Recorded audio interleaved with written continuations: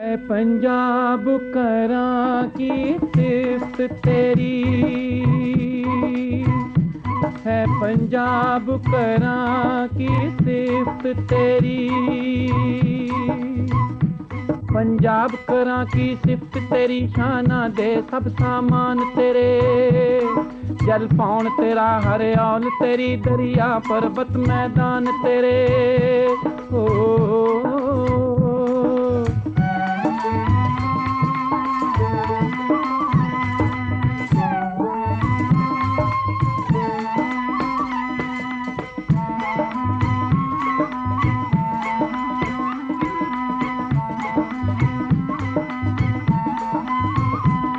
तेरी मां क्यों मिठी बोली दी जी कर दिया सिफ्त न रजदा है। उर्दू हिंदी दिया साजा विच सुर ताल तेरा ही वजदा है। वसे रसे कर बार तेरा,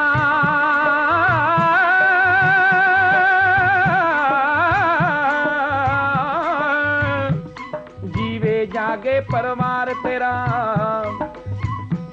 मस्जिद मंदिर दरबार तेरा, मियाँ लाला सरदार तेरा। दुनिया सारी भी सोनी है, दुनिया सारी भी सोनी है, पर तेरा रंग न्यारा है। तेरी मिट्टी दा खुला भी शाही महला तो प्यारा है। तेरे जर्रे जर्रे दे अंदर अपना तजई कोई बसदी है। तेरी गोदी दे विच बहंदियां ही दुनिया दी चिंता नसदी है। तेरी गोदी दे विच बहंदियां ही दुनिया दी चिंता नसदी है। ऐ पंजाब करां की सिफ्त तेरी, ऐ पंजाब करां की सिफ्त तेरी। ऐ पंजाब,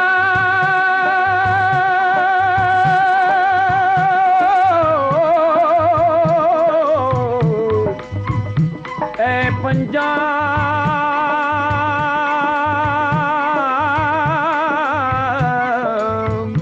है पंजाब।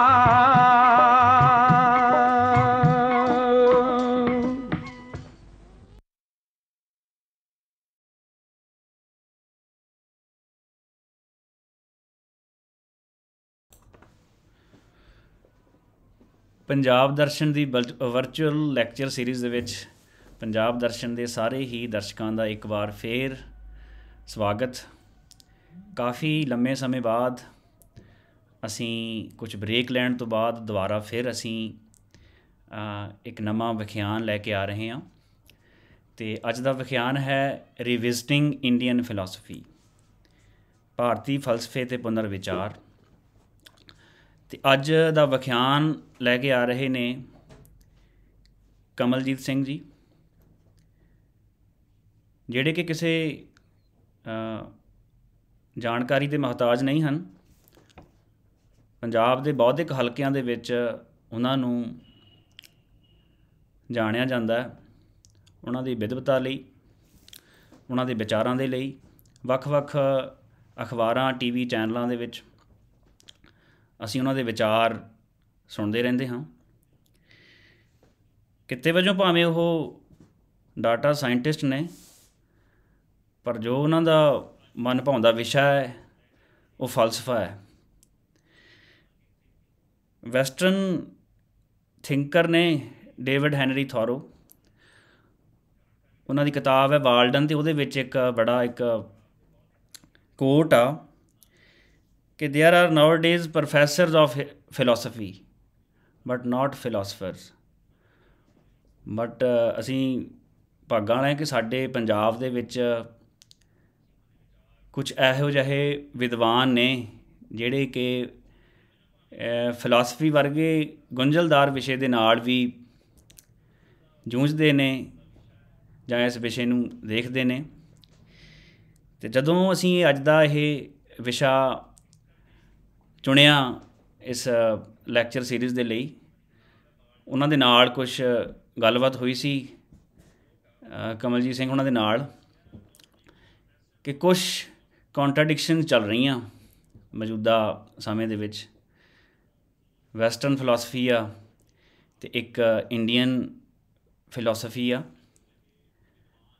ਅਤੇ ਜਦੋਂ ਅਸੀਂ ਦੇਖਦੇ ਹਾਂ ਕਿ ਵੈਸਟਰਨ ਫਿਲਾਸਫੀ ਦੇ ਵਿੱਚ ਅਸੀਂ ਮੰਨ ਲਿਆ ਜਾਂਦਾ ਕਿ ਜਿਹੜੀ ਡੋਮੀਨੈਂਸ ਆ ਕਿ ਉਹ ਅਗਾਂਹ ਵਧੂ ਫਿਲਾਸਫੀ ਆ, ਅਤੇ ਜਿਹੜੀ ਇੰਡੀਅਨ ਫਿਲਾਸਫੀ ਆ ਉਹਦੇ ਵਿੱਚ ਜਿਹੜਾ ਡੋਮੀਨੈਂਟ ਸਕੂਲ ਆ ਉਹ ਟਾਈਮ ਲੀਨੀਅਰ ਆ।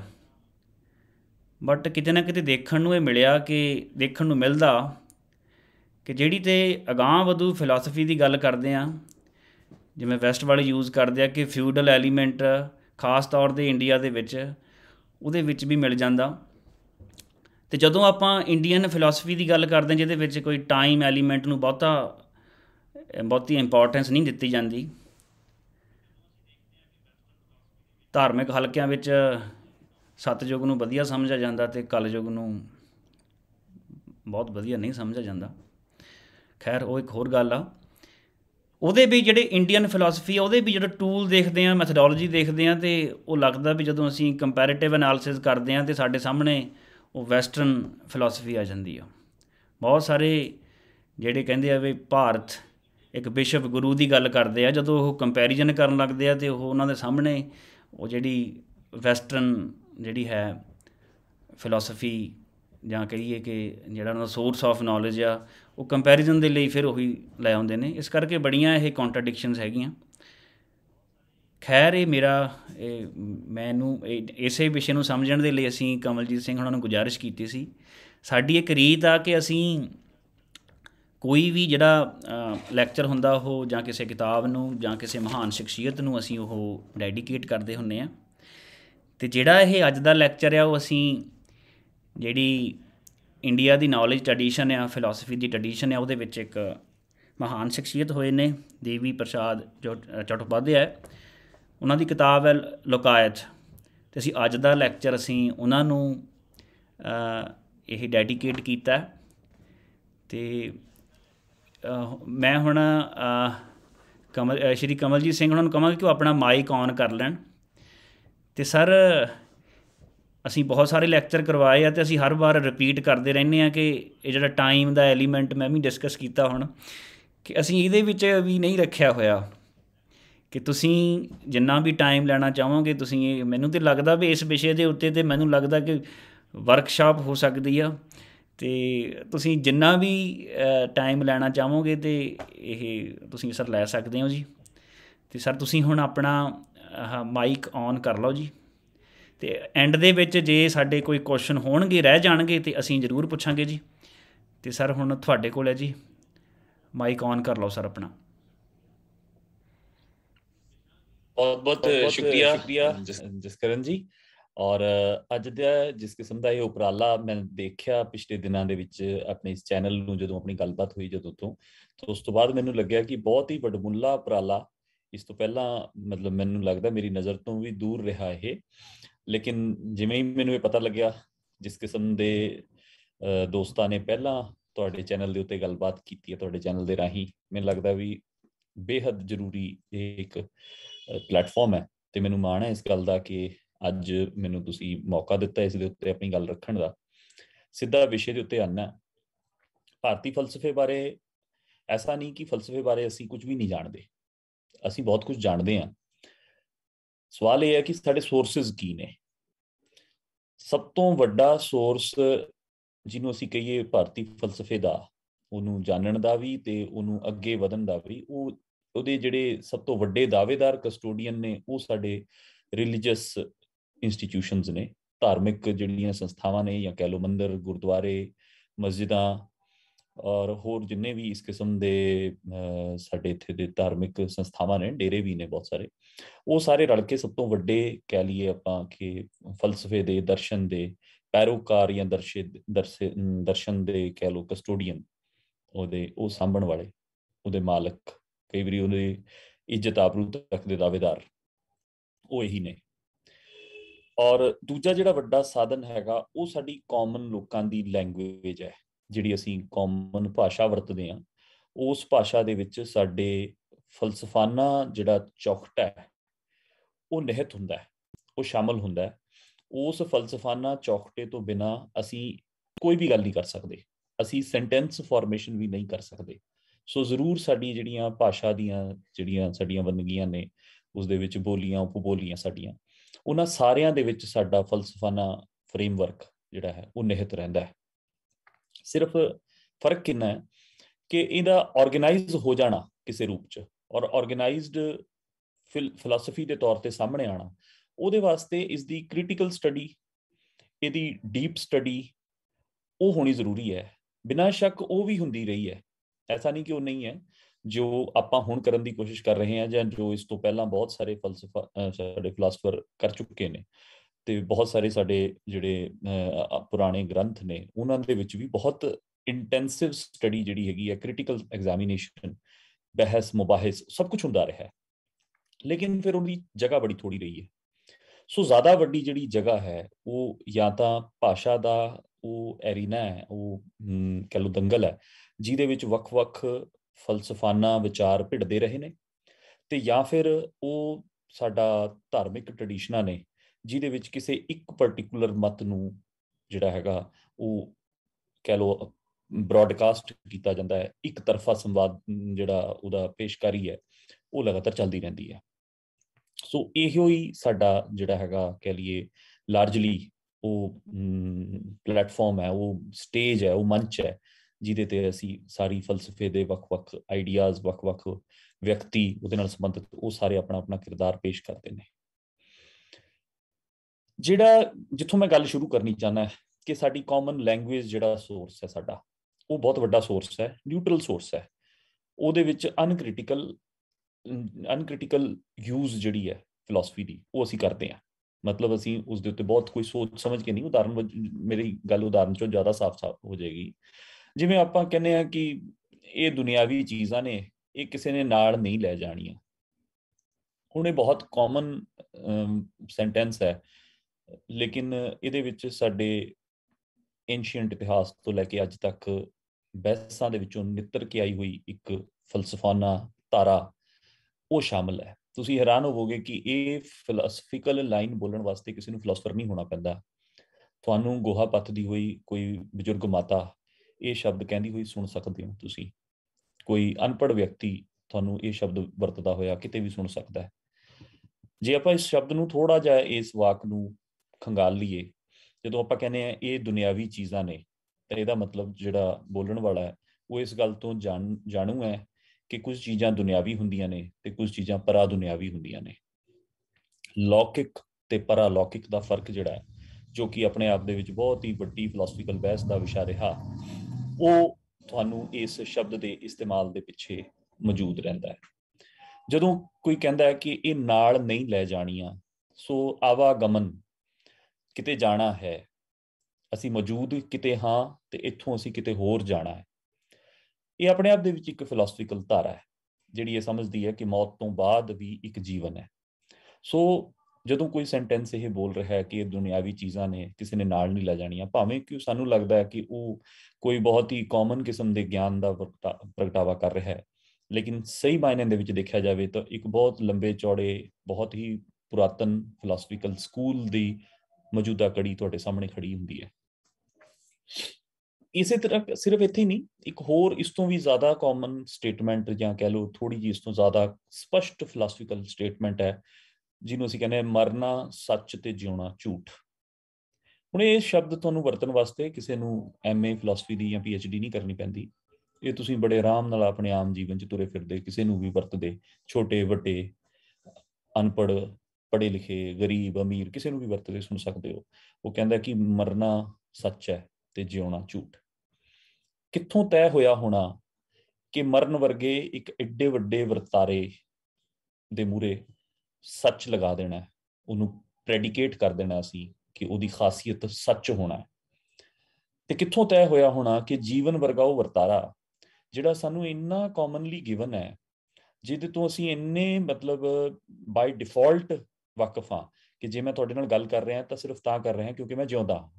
ਤੁਸੀਂ ਮੇਰੀ ਗੱਲ ਸਿਰਫ ਤਾਂ ਸੁਣ ਰਹੇ ਹੋ ਕਿਉਂਕਿ ਤੁਸੀਂ ਵੀ ਜਿਉਂਦੇ ਹੋ। ਜਿਹੜੇ ਵੀ ਦਰਸ਼ਕ ਸੁਣ ਰਹੇ ਨੇ ਉਹ ਇਸ ਕਰਕੇ ਸੁਣ ਰਹੇ ਨੇ ਕਿਉਂਕਿ ਅਸੀਂ ਜਿਉਂਦੇ ਹਾਂ। ਸੋ ਜਿਉਣਾ ਜਿਹੜਾ ਐਡੀ ਸਰਵ ਪ੍ਰਮਾਣਿਤ ਸੱਚਾਈ ਸਾਡੇ ਕੋਲ ਮੌਜੂਦ ਹੈ, ਕਿੱਡੀ ਵੱਡੀ ਹਿੰਮਤ ਤੇ ਬਹਿਸ ਚਾਹੀਦੀ ਹੋਏਗੀ ਇਸ ਦੇ ਮੂਹਰੇ ਝੂਠ ਵਰਗਾ ਪ੍ਰੈਡੀਕੇਟ ਲਗਾਉਣ ਵਾਸਤੇ। ਅਸੀਂ ਇਸ ਨੂੰ ਝੂਠ ਦਾ ਕਹਿ ਦਈਏ ਉਹ ਦਿੱਤਾ ਹੈ, ਪ੍ਰੈਡਿਕਟ ਇਸ ਦੇ ਮੂਰੇ ਪ੍ਰੈਡੀਕੇਟ, ਮਤਲਬ ਇਸ ਦੀ ਖਾਸੀਅਤ ਐਡਜੈਕਟਿਵ ਦਿੱਤਾ ਇਸ ਨੂੰ, ਕਿ ਇਸ ਦਾ ਵਿਸ਼ੇਸ਼ਣ ਇੱਕ ਦੇਤਾ ਕਿ ਜੀਵਨ ਜਿਹੜਾ ਉਹ ਝੂਠ ਹੈ। ਕਿਵੇਂ ਹੋਇਆ ਹੋਏਗਾ ਇਹ? ਸੋ ਇਹਦਾ ਮਤਲਬ ਇਹ ਕਿਸੇ ਸਧਾਰਨ ਸੱਚ ਤੇ ਝੂਠ ਦੀ ਗੱਲ ਨਹੀਂ ਹੋ ਰਹੀ, ਜਿਹੜਾ ਕੋਈ ਬੱਚੇ ਬੋਲ ਦਿੰਦੇ ਨੇ ਕਿ ਮੈਂ ਅੱਜ ਕੰਮ ਨਹੀਂ ਕੀਤਾ ਕਿਉਂਕਿ ਮੈਂ ਬਿਮਾਰ ਹੋ ਗਿਆ ਸੀ। ਇਹ ਉਹੇ ਜਿਹੇ ਕਿਸੇ ਝੂਠ ਦੀ ਗੱਲ ਨਹੀਂ ਹੋ ਰਹੀ। ਇੱਥੇ ਸੱਚ ਤੇ ਝੂਠ ਦੋ ਫਿਲਾਸਫੀਕਲ ਕੈਟਾਗਰੀਜ਼ ਦੇ ਤੌਰ ਤੇ ਅਪੀਅਰ ਕੀਤਾ ਹੈ ਇਸ ਸਟੇਟਮੈਂਟ 'ਚ। ਸੋ ਜਦੋਂ ਅਸੀਂ ਕਹਿੰਦੇ ਹਾਂ ਮਰਨਾ ਸੱਚ ਤੇ ਜਿਉਣਾ ਝੂਠ, ਤਾਂ ਇਹਦਾ ਮਤਲਬ ਅਸੀਂ ਸਧਾਰਨ ਸੱਚ ਤੇ ਸਧਾਰਨ ਝੂਠ ਦੀ ਗੱਲ ਨਹੀਂ ਕਰ ਰਹੇ, ਅਸੀਂ ਸੱਚ ਤੇ ਝੂਠ ਨਾਮ ਦੀਆਂ ਦੋ ਫਲਸਫਾਨਾ ਕੈਟਾਗਰੀਜ਼ ਦੀ ਗੱਲ ਕਰ ਰਹੇ ਹਾਂ। ਸੋ ਇਸੇ ਤਰੀਕੇ ਨਾਲ ਅਸੀਂ ਜਦੋਂ ਮਰਨ ਤੇ ਜਿਉਣ ਦੀ ਗੱਲ ਕਰ ਰਹੇ ਹਾਂ, ਤਾਂ ਇੱਥੇ ਅਸੀਂ ਲਾਜ਼ਮੀ ਤੌਰ ਤੇ ਕਿਸੇ ਇੱਕ ਮੌਤ ਜਾਂ ਕਿਸੇ ਇੱਕ ਬਰਥ ਦੀ ਗੱਲ ਨਹੀਂ ਕਰ ਰਹੇ, ਸਗੋਂ ਅਸੀਂ ਜੀਵਨ ਐਜ਼ ਅ ਫਿਨੋਮੀਨਾ ਤੇ ਮੌਤ ਐਜ਼ ਅ ਫਿਨੋਮੀਨਾ ਉਹਦੀ ਗੱਲ ਕਰ ਰਹੇ ਹਾਂ।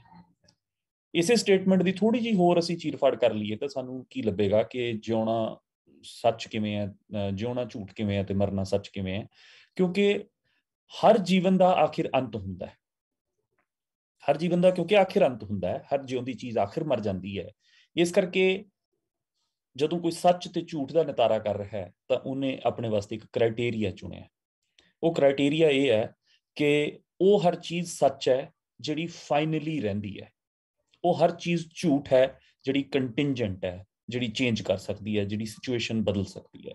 ਸੋ ਜੇ ਅਸੀਂ ਕਹਿ ਰਹੇ ਹਾਂ ਜਿਉਣਾ ਸੱਚ ਮਰਨਾ ਝੂਠ, ਮਰਨਾ ਸੱਚ ਤੇ ਜਿਉਣਾ ਝੂਠ, ਤਾਂ ਇਹਦਾ ਮਤਲਬ ਇਹ ਹੈ ਕਿ ਅਸੀਂ ਕਹਿਣਾ ਚਾਹ ਰਹੇ ਹਾਂ ਕਿ ਜੀਵਨ ਹੋ ਵੀ ਸਕਦਾ ਹੈ ਤੇ ਨਹੀਂ ਵੀ ਹੋ ਸਕਦਾ, ਟੈਂਪੋਰਲ ਟਰੁੱਥ ਹੈ ਇਹ। ਟਰੁੱਥ ਟਾਈਮ ਤੇ ਟਰੁੱਥ ਹੈ, ਇਹ ਕਿਸੇ ਇੱਕ ਵਕਤ ਤੇ ਸੱਚ ਤੇ ਕਿਸੇ ਦੂਜੇ ਵਕਤ ਤੇ ਝੂਠ ਹੋ ਸਕਦਾ ਹੈ, ਟੈਂਪੋਰਲ ਹੈ, ਕੰਟਿੰਜੈਂਟ ਹੈ। ਲੇਕਿਨ ਮੌਤ ਜਿਹੜੀ ਹੈ ਉਹ ਵੰਸ ਟਰੂ ਹੋ ਗਈ ਫਿਰ ਉਹ ਸਦਾ ਟਰੂ ਰਹਿੰਦੀ ਹੈ। ਸੋ ਤੁਸੀਂ ਦੇਖ ਸਕਦੇ ਹੋ ਕਿ ਇੰਡੀਅਨ ਫਿਲਾਸਫੀਕਲ ਲੌਜਿਕ ਦੇ ਬਹੁਤ ਹੀ ਗਹਿਰੇ ਤੇ ਬਹੁਤ ਸਟੀਕ ਤੇ ਪ੍ਰਮਾਣਿਕ ਜਿਹੜੇ ਕੰਮਕਾਜ ਹੋਏ ਨੇ, ਉਹ ਤੁਹਾਡੇ ਸਾਹਮਣੇ ਇੱਕ ਛੋਟੇ ਜਿਹੀ ਸਟੇਟਮੈਂਟ ਦੇ ਵਿੱਚੋਂ ਅਨਫੋਲਡ ਹੋ ਰਹੇ ਨੇ।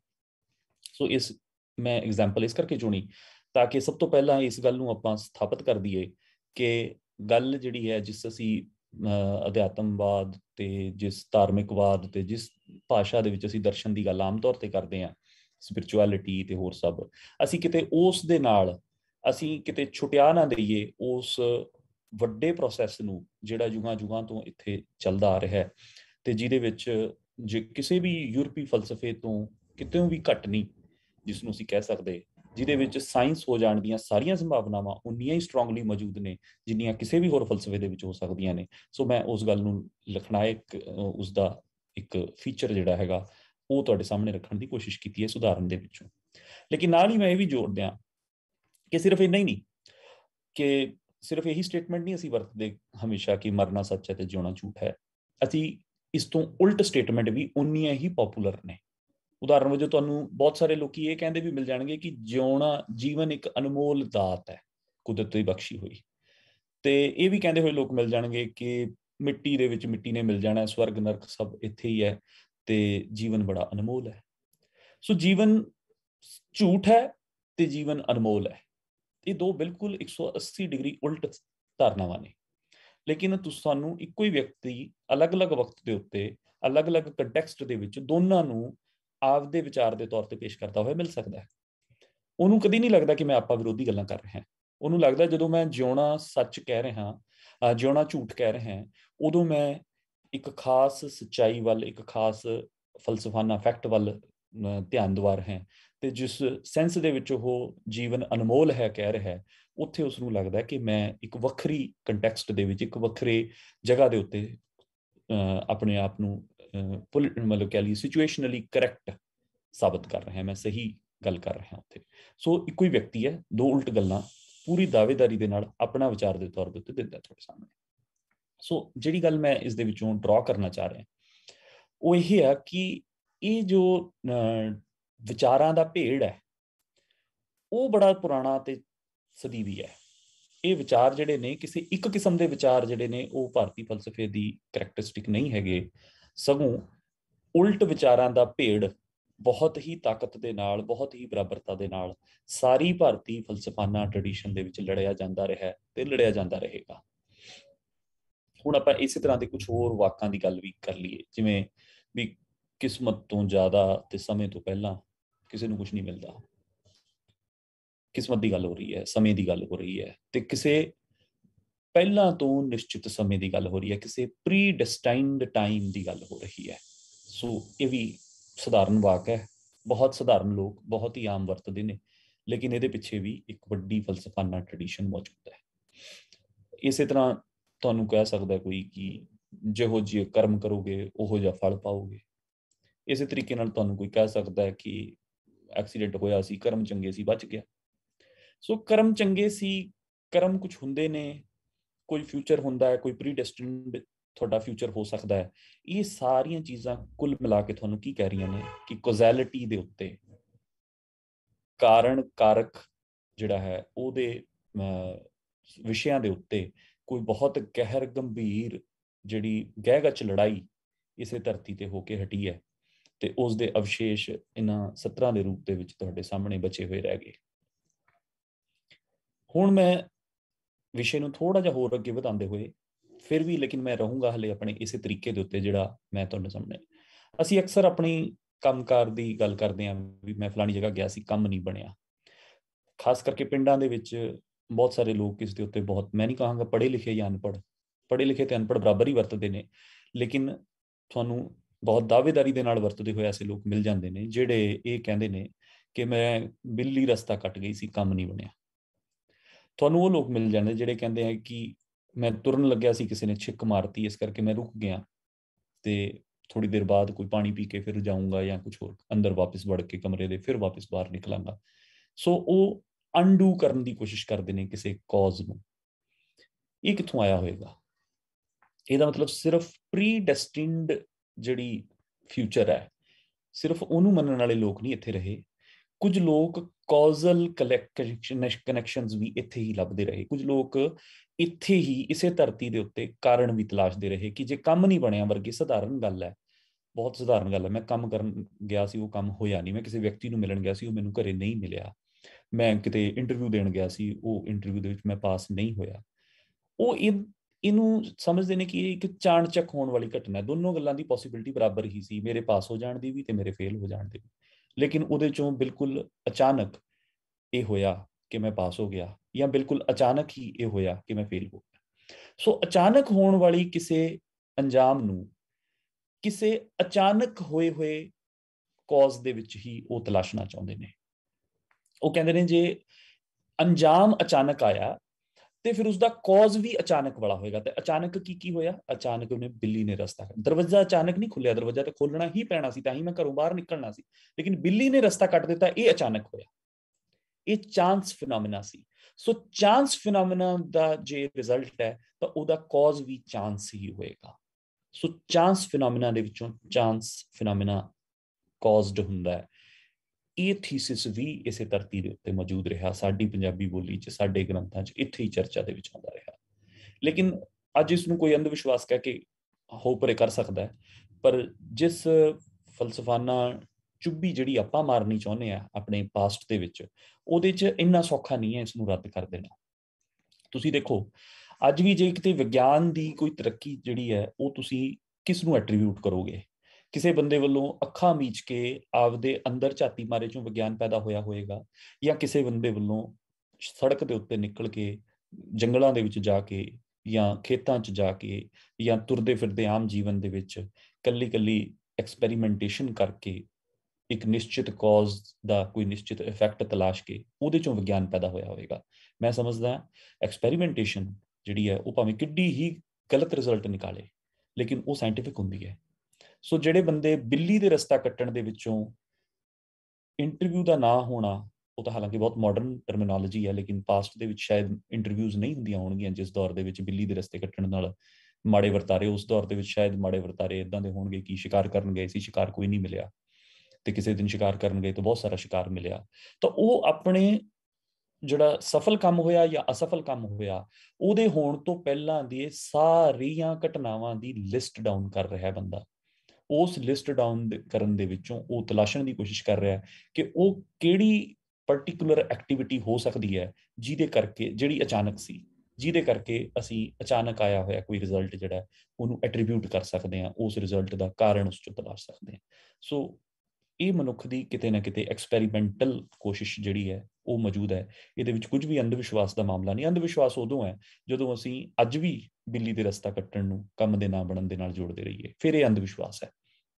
ਲੇਕਿਨ ਜਦੋਂ ਕਦੀ ਇਹ ਹੋਇਆ ਸੀ, ਜਿਸ ਧਾਰਾ ਦੇ ਵਿੱਚੋਂ ਇਹ ਆਇਆ, ਉਸ ਧਾਰਾ 'ਚ ਲਾਜ਼ਮੀ ਤੌਰ ਤੇ ਇਹ ਮਨੁੱਖ ਦੀ ਐਕਸਪੈਰੀਮੈਂਟੇਸ਼ਨ ਦੇ ਵਿੱਚੋਂ ਨਿਕਲੀ ਹੋਈ ਕੋਈ ਚੀਜ਼ ਹੈ।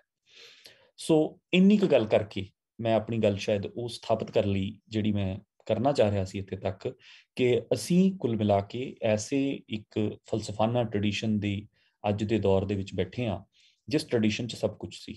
ਇਹਦੇ ਵਿੱਚ ਸਿਰਫ ਅਧਿਆਤਮਵਾਦ ਨਹੀਂ ਸੀ, ਇਹਦੇ ਵਿੱਚ ਸਿਰਫ ਆਪਣਾ ਭੌਤਿਕਵਾਦ ਵੀ ਨਹੀਂ ਸੀ, ਇਹਦੇ ਵਿੱਚ ਸਭ ਕੁਝ ਸੀ। ਸੋ ਇਹ ਸਾਡੇ ਓਵਰਆਲ ਮੈਂ ਇੱਕ ਕਹਿ ਲਈਏ ਕਮੈਂਟ ਦੇ ਤੌਰ ਦੇ ਉੱਤੇ ਸਥਾਪਿਤ ਕਰਨਾ ਚਾਹੁੰਦਾ ਸੀ ਕਿ ਭਾਰਤੀ ਜਿਹੜੀ ਗਿਆਨ ਪਰੰਪਰਾ ਹੈ, ਭਾਰਤੀ ਜਿਹੜੀ ਦਰਸ਼ਨ ਪਰੰਪਰਾ ਹੈ, ਉਹਦੇ ਵਿੱਚ ਸਾਰਾ ਕੁਝ ਹੈ। ਇਹ ਮੈਂ ਇਸ ਕਰਕੇ ਇੰਨਾ ਜ਼ੋਰ ਲਾਇਆ ਇਸ ਗੱਲ ਨੂੰ ਕਹਿਣ ਦੇ ਉੱਤੇ, ਕਿਉਂਕਿ ਮੈਨੂੰ ਇਹ ਲੱਗਦਾ ਹੈ ਕਿ ਬਹੁਤ ਸਾਰੇ ਸਾਡੇ ਵਿੱਚੋਂ ਇਹ ਮੰਨ ਕੇ ਚੱਲਦੇ ਨੇ ਕਿ ਭਾਰਤੀ ਫਲਸਫੇ ਦਾ ਮਤਲਬ ਕੁੱਲ ਮਿਲਾ ਕੇ ਕੋਈ ਮੰਤਰਾਂ ਤੰਤਰਾਂ, ਕੋਈ ਹਵਨਾਂ ਜੱਗਾਂ, ਉਹਨਾਂ ਦੀ ਹੀ ਪਰੰਪਰਾ ਕੋਈ ਹੈ, ਪਰ ਐਸਾ ਨਹੀਂ ਹੈ। ਮੈਂ ਸਿਰਫ ਇੰਨਾ ਹੀ ਸਥਾਪਿਤ ਕਰਨ ਵਾਸਤੇ ਆਪਣੀ ਪੂਰੀ ਹੁਣ ਤੱਕ ਦੀ ਗੱਲ ਕੀਤੀ।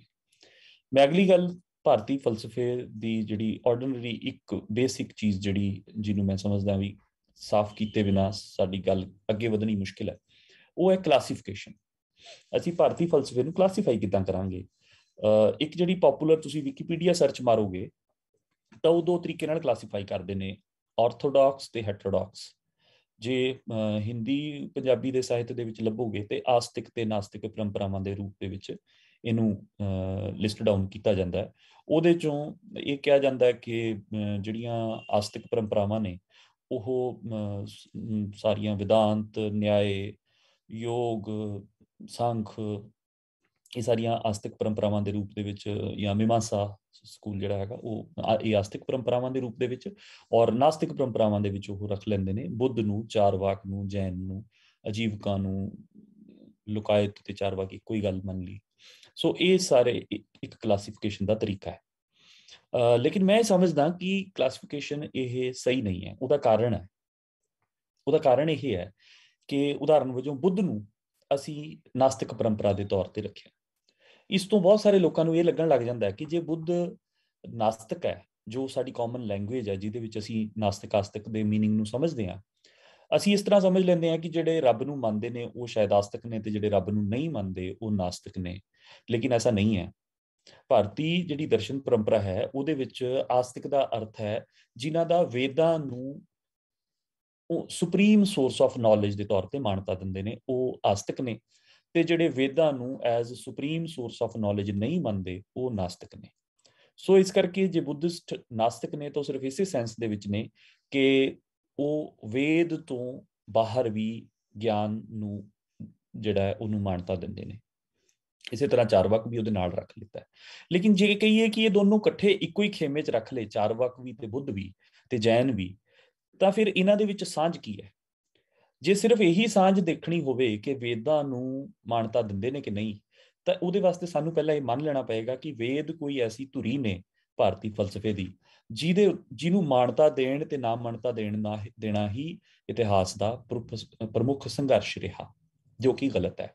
ਐਸਾ ਨਹੀਂ ਹੋਇਆ ਕਿ ਇਤਿਹਾਸ ਦੇ ਵਿੱਚ ਸਿਰਫ ਇੱਕੋ ਹੀ ਪ੍ਰਮੁੱਖ ਸੰਘਰਸ਼ ਚੱਲਿਆ ਕਿ ਵੇਦਾਂ ਨੂੰ ਮਾਨਤਾ ਦੇਣੀ ਹੈ ਕਿ ਨਹੀਂ ਦੇਣੀ ਦੀ, ਕਿਉਂਕਿ ਐਸਾ ਹੋਣਾ ਉਦੋਂ ਹੀ ਸੰਭਵ ਹੈ ਜਦੋਂ ਵੇਦਾਂ ਨੂੰ ਮਾਨਤਾ ਦੇਣਾ ਇੱਕ ਜਾਂ ਤਾਂ ਰਾਜ ਧਰਮ ਦੇ ਰੂਪ ਦੇ ਵਿੱਚ ਪ੍ਰਸਤਾਵਿਤ ਕਰ ਦਿੱਤਾ ਜਾ ਚੁੱਕਿਆ ਹੋਵੇ, ਤੇ ਜਾਂ ਫਿਰ ਉਸਨੂੰ ਕਿਸੇ ਵੱਡੀ ਅਦਰ ਕਿਸੇ ਫੋਰਸ ਦੇ ਨਾਲ ਸਾਰੇ ਸਮਾਜ ਦੇ ਉੱਤੇ ਥੋਪਿਆ ਜਾ ਚੁੱਕਿਆ ਹੋਵੇ। ਉਸ ਤੋਂ ਪਹਿਲਾਂ ਇਹ ਸੰਕਲਪ ਕਿ ਵੇਦਾਂ ਨੂੰ ਮੰਨਣ ਵਾਲੇ ਇੱਕ ਪਾਸੇ ਤੇ ਨਾ ਮੰਨਣ ਵਾਲੇ ਦੂਜੇ ਪਾਸੇ, ਉਹਦੀ ਸੰਭਾਵਨਾ ਨਹੀਂ ਹੈ। ਲੇਕਿਨ ਦਰਸ਼ਨ ਉਸ ਤੋਂ ਪਹਿਲਾਂ ਵੀ ਸੀ। ਸੋ ਇਸ ਕਰਕੇ ਇਹ ਵਾਲੀ ਕਲਾਸੀਫਿਕੇਸ਼ਨ ਨੂੰ ਸਾਨੂੰ ਰੱਦ ਕਰਨਾ ਚਾਹੀਦਾ। ਇਹਦੇ ਹੋਰ ਵੀ ਕਈ ਸਾਰੇ ਕਾਰਨ ਨੇ, ਸਾਰਿਆਂ ਦੇ ਵਿੱਚ ਨਹੀਂ ਜਾਂਦਾ ਮੈਂ, ਲੇਕਿਨ ਮੋਟੇ ਤੌਰ ਤੇ ਮੈਂ ਇਹ ਕਹਿਣਾ ਚਾਹੁੰਦਾ ਕਿ ਚਾਰਵਾਕ ਤੇ ਬੁੱਧ ਇਹ ਇਕੱਠੇ ਨਹੀਂ ਰੱਖੇ ਜਾ ਸਕਦੇ। ਇਹ ਇੱਕੋ ਹੀ ਖੇਮੇ ਦੇ ਬੰਦੇ ਨਹੀਂ। ਚਾਰਵਾਕ ਇੱਕ ਪਾਸੇ ਹੈ, ਬੁੱਧ ਤੇ ਜੈਨ ਦੂਜੇ ਪਾਸੇ ਨੇ। ਇਸੇ ਤਰੀਕੇ ਨਾਲ ਨਿਆਏ ਤੇ ਸਾਂਖ, ਇਹਨਾਂ ਨੂੰ ਤੁਸੀਂ ਕਿੱਧਰ ਰੱਖੋਗੇ? ਇਹਨਾਂ ਨੂੰ ਆਸਤਿਕ ਪਰੰਪਰਾ ਦੇ ਤੌਰ ਦੇ ਉੱਤੇ ਚਾਰਵਾਕ ਤੋਂ ਨਿਖੇੜ ਕੇ ਰੱਖਿਆ ਗਿਆ, ਲੇਕਿਨ ਅੱਗੇ ਅਸੀਂ ਦੇਖਾਂਗੇ ਕਿ ਇਹਨਾਂ ਨੂੰ ਚਾਰਵਾਕ ਤੋਂ ਵੱਖ ਕਰਕੇ ਨਹੀਂ ਦੇਖਿਆ ਜਾ ਸਕਦਾ। ਇਹ ਭਾਰਤੀ ਭੌਤਿਕਵਾਦ ਦੀ ਜ਼ਰੂਰੀ ਥੰਮ ਨੇ, ਨਿਆਏ, ਸਾਂਖ ਤੇ ਚਾਰਵਾਕ। ਇਸੇ ਤਰੀਕੇ ਨਾਲ ਵਿਦਾਂਤ ਭਾਵੇਂ ਦੇਖਣ ਨੂੰ ਵੇਦ ਦੇ ਸਵਾਲ ਦੇ ਉੱਤੇ ਬੁੱਧ ਤੇ ਜੈਨ ਦੀ ਟੱਕਰ ਦੇ ਉੱਤੇ ਖੜਾ ਨਜ਼ਰ ਆਉਂਦਾ, ਲੇਕਿਨ ਜਦੋਂ ਅਸੀਂ ਭਾਰਤੀ ਫਲਸਫੇ ਨੂੰ ਭਾਵਵਾਦ ਜਾਂ ਆਈਡਲਿਜ਼ਮ ਦੇ ਐਂਗਲ ਤੋਂ ਦੇਖਾਂਗੇ ਤਾਂ ਵਿਦਾਂਤ, ਬੁੱਧ ਤੇ ਜੈਨ ਇੱਕੋ ਹੀ ਖੇਮੇ 'ਚ ਖੜੇ ਹੋਏ ਮਿਲਣਗੇ। ਸੋ ਇਸ ਕਰਕੇ ਮੈਨੂੰ ਲੱਗਦਾ ਹੈ ਕਿ ਇਸ ਗੱਲ ਦੇ ਉੱਤੇ ਆਪਾਂ ਨੂੰ ਸਾਫ਼ ਹੋ ਜਾਣਾ ਚਾਹੀਦਾ ਹੈ ਕਿ ਸਭ ਤੋਂ ਜ਼ਰੂਰੀ ਕਲਾਸੀਫਿਕੇਸ਼ਨ ਦਾ ਨੁਕਤਾ ਕੀ ਹੋਵੇ। ਮੈਂ ਇਹ ਸਮਝਦਾ ਕਿ ਜ਼ਰੂਰੀ ਨੁਕਤਾ ਉਹ ਵੇਦ ਦਾ ਸਵਾਲ ਜਿਹੜਾ ਹੈ ਉਹਨੂੰ ਨਹੀਂ ਰੱਖਿਆ ਜਾਊਗਾ। ਉਹਦਾ ਕਾਰਨ ਮੈਂ ਅੱਗੇ ਦੱਸਦਾ ਕਿ ਵੇਦਾਂ ਨੂੰ ਇੱਕੋ ਹੀ ਖੇਮੇ 'ਚ ਨਹੀਂ ਰੱਖਿਆ ਜਾ ਸਕਦਾ। ਵੇਦਾਂ ਦੇ ਵਿੱਚ ਆਪਾ ਵਿਰੋਧੀ ਵਿਚਾਰ ਮੌਜੂਦ ਨੇ, ਆਪਾ ਵਿਰੋਧੀ ਫਲਸਫੇ ਮੌਜੂਦ ਨੇ। ਸੋ ਇਸ ਕਰਕੇ ਸਾਰੀ ਵੇਦ ਪਰੰਪਰਾ ਨੂੰ ਇੱਕ ਕਿਸੇ ਖੇਮੇ ਦੇ ਵਿੱਚ ਰੱਖ ਦੇਣਾ ਹੀ ਸੰਭਵ ਨਹੀਂ। ਵਿਦਾਂਤ ਨੂੰ ਰੱਖਿਆ ਜਾ ਸਕਦਾ ਹੈ, ਬੁੱਧ ਨੂੰ ਰੱਖਿਆ ਜਾ ਸਕਦਾ ਹੈ, ਜੈਨ ਨੂੰ ਰੱਖਿਆ ਜਾ ਸਕਦਾ ਹੈ, ਲੇਕਿਨ ਵੇਦਾਂ ਨੂੰ ਕਿਸੇ ਇੱਕ ਖੇਮੇ 'ਚ ਰੱਖਣਾ ਸੰਭਵ ਨਹੀਂ। ਉਹਦਾ ਕਾਰਨ ਅੱਗੇ ਚੱਲ ਕੇ ਆਪਾਂ ਗੱਲ ਕਰਦੇ, ਸ਼ਾਇਦ ਤੁਰੰਤ ਉਸਦੇ ਕਾਰਨ ਤੇ ਪਹਿਲਾਂ ਆ ਜਾਈਏ। 3 ਵੇਦ ਤੇ ਚੌਥਾ ਵੇਦ ਬਾਅਦ ਦੇ ਵਿੱਚ ਜੋੜ ਦਿੱਤਾ ਗਿਆ। ਰਿਗਵੇਦ, ਸਾਮਵੇਦ, ਯਜੁਰਵੇਦ ਇਹ ਪੁਰਾਤਨ ਵੇਦ ਨੇ, ਜਿਨ੍ਹਾਂ ਨੂੰ ਬੜੀ ਜਗ੍ਹਾ ਦੇ ਉੱਤੇ ਤੁਹਾਨੂੰ ਤਰਈ ਦੇ ਰੂਪ ਦੇ ਵਿੱਚ ਜਿਹੜਾ ਹੈ, ਇਸੇ ਕਰਕੇ ਇੱਕ ਬ੍ਰਾਹਮਣਾਂ ਦੇ ਵਿੱਚ ਸਬ ਕਾਸਟ ਤ੍ਰਿਵੇਦੀ ਵੀ ਮਿਲਦੀ ਹੈ ਤੇ ਚਤੁਰਵੇਦੀ ਵੀ ਹੈ, ਇਹਦੇ 'ਚ ਕੋਈ ਸ਼ੱਕ ਨਹੀਂ। ਲੇਕਿਨ ਜੇ ਤ੍ਰਿਵੇਦੀ ਤੇ ਦਵੇਦੀ ਹੈ ਤਾਂ ਇਹਦਾ ਮਤਲਬ ਵੇਦਾਂ ਦੇ ਵਿੱਚ ਕੋਈ ਐਸੀ ਚੀਜ਼ ਹੈ ਜਿਹੜੀ ਜੋੜਿਆਂ ਦੇ ਵਿੱਚ ਜਾਂ ਤਿੱਕੜੀਆਂ ਦੇ ਵਿੱਚ ਜਾਂ 4 ਹਿੱਸਿਆਂ ਦੇ ਵਿੱਚ ਉਹਨੂੰ ਇਕੱਠਾ ਕਲਾਸੀਫਾਈ ਕੀਤਾ ਜਾ ਸਕਦਾ ਸੀ। ਸੋ ਉਹਦੇ ਵਿੱਚੋਂ ਰਿਗ, ਯਜੁਰ ਤੇ ਸਾਮ, ਇਹਨਾਂ ਦੇ ਵਿੱਚ ਆਪਸ ਦੇ ਵਿੱਚ ਕੁਝ ਸਾਂਝਾਂ ਨੇ।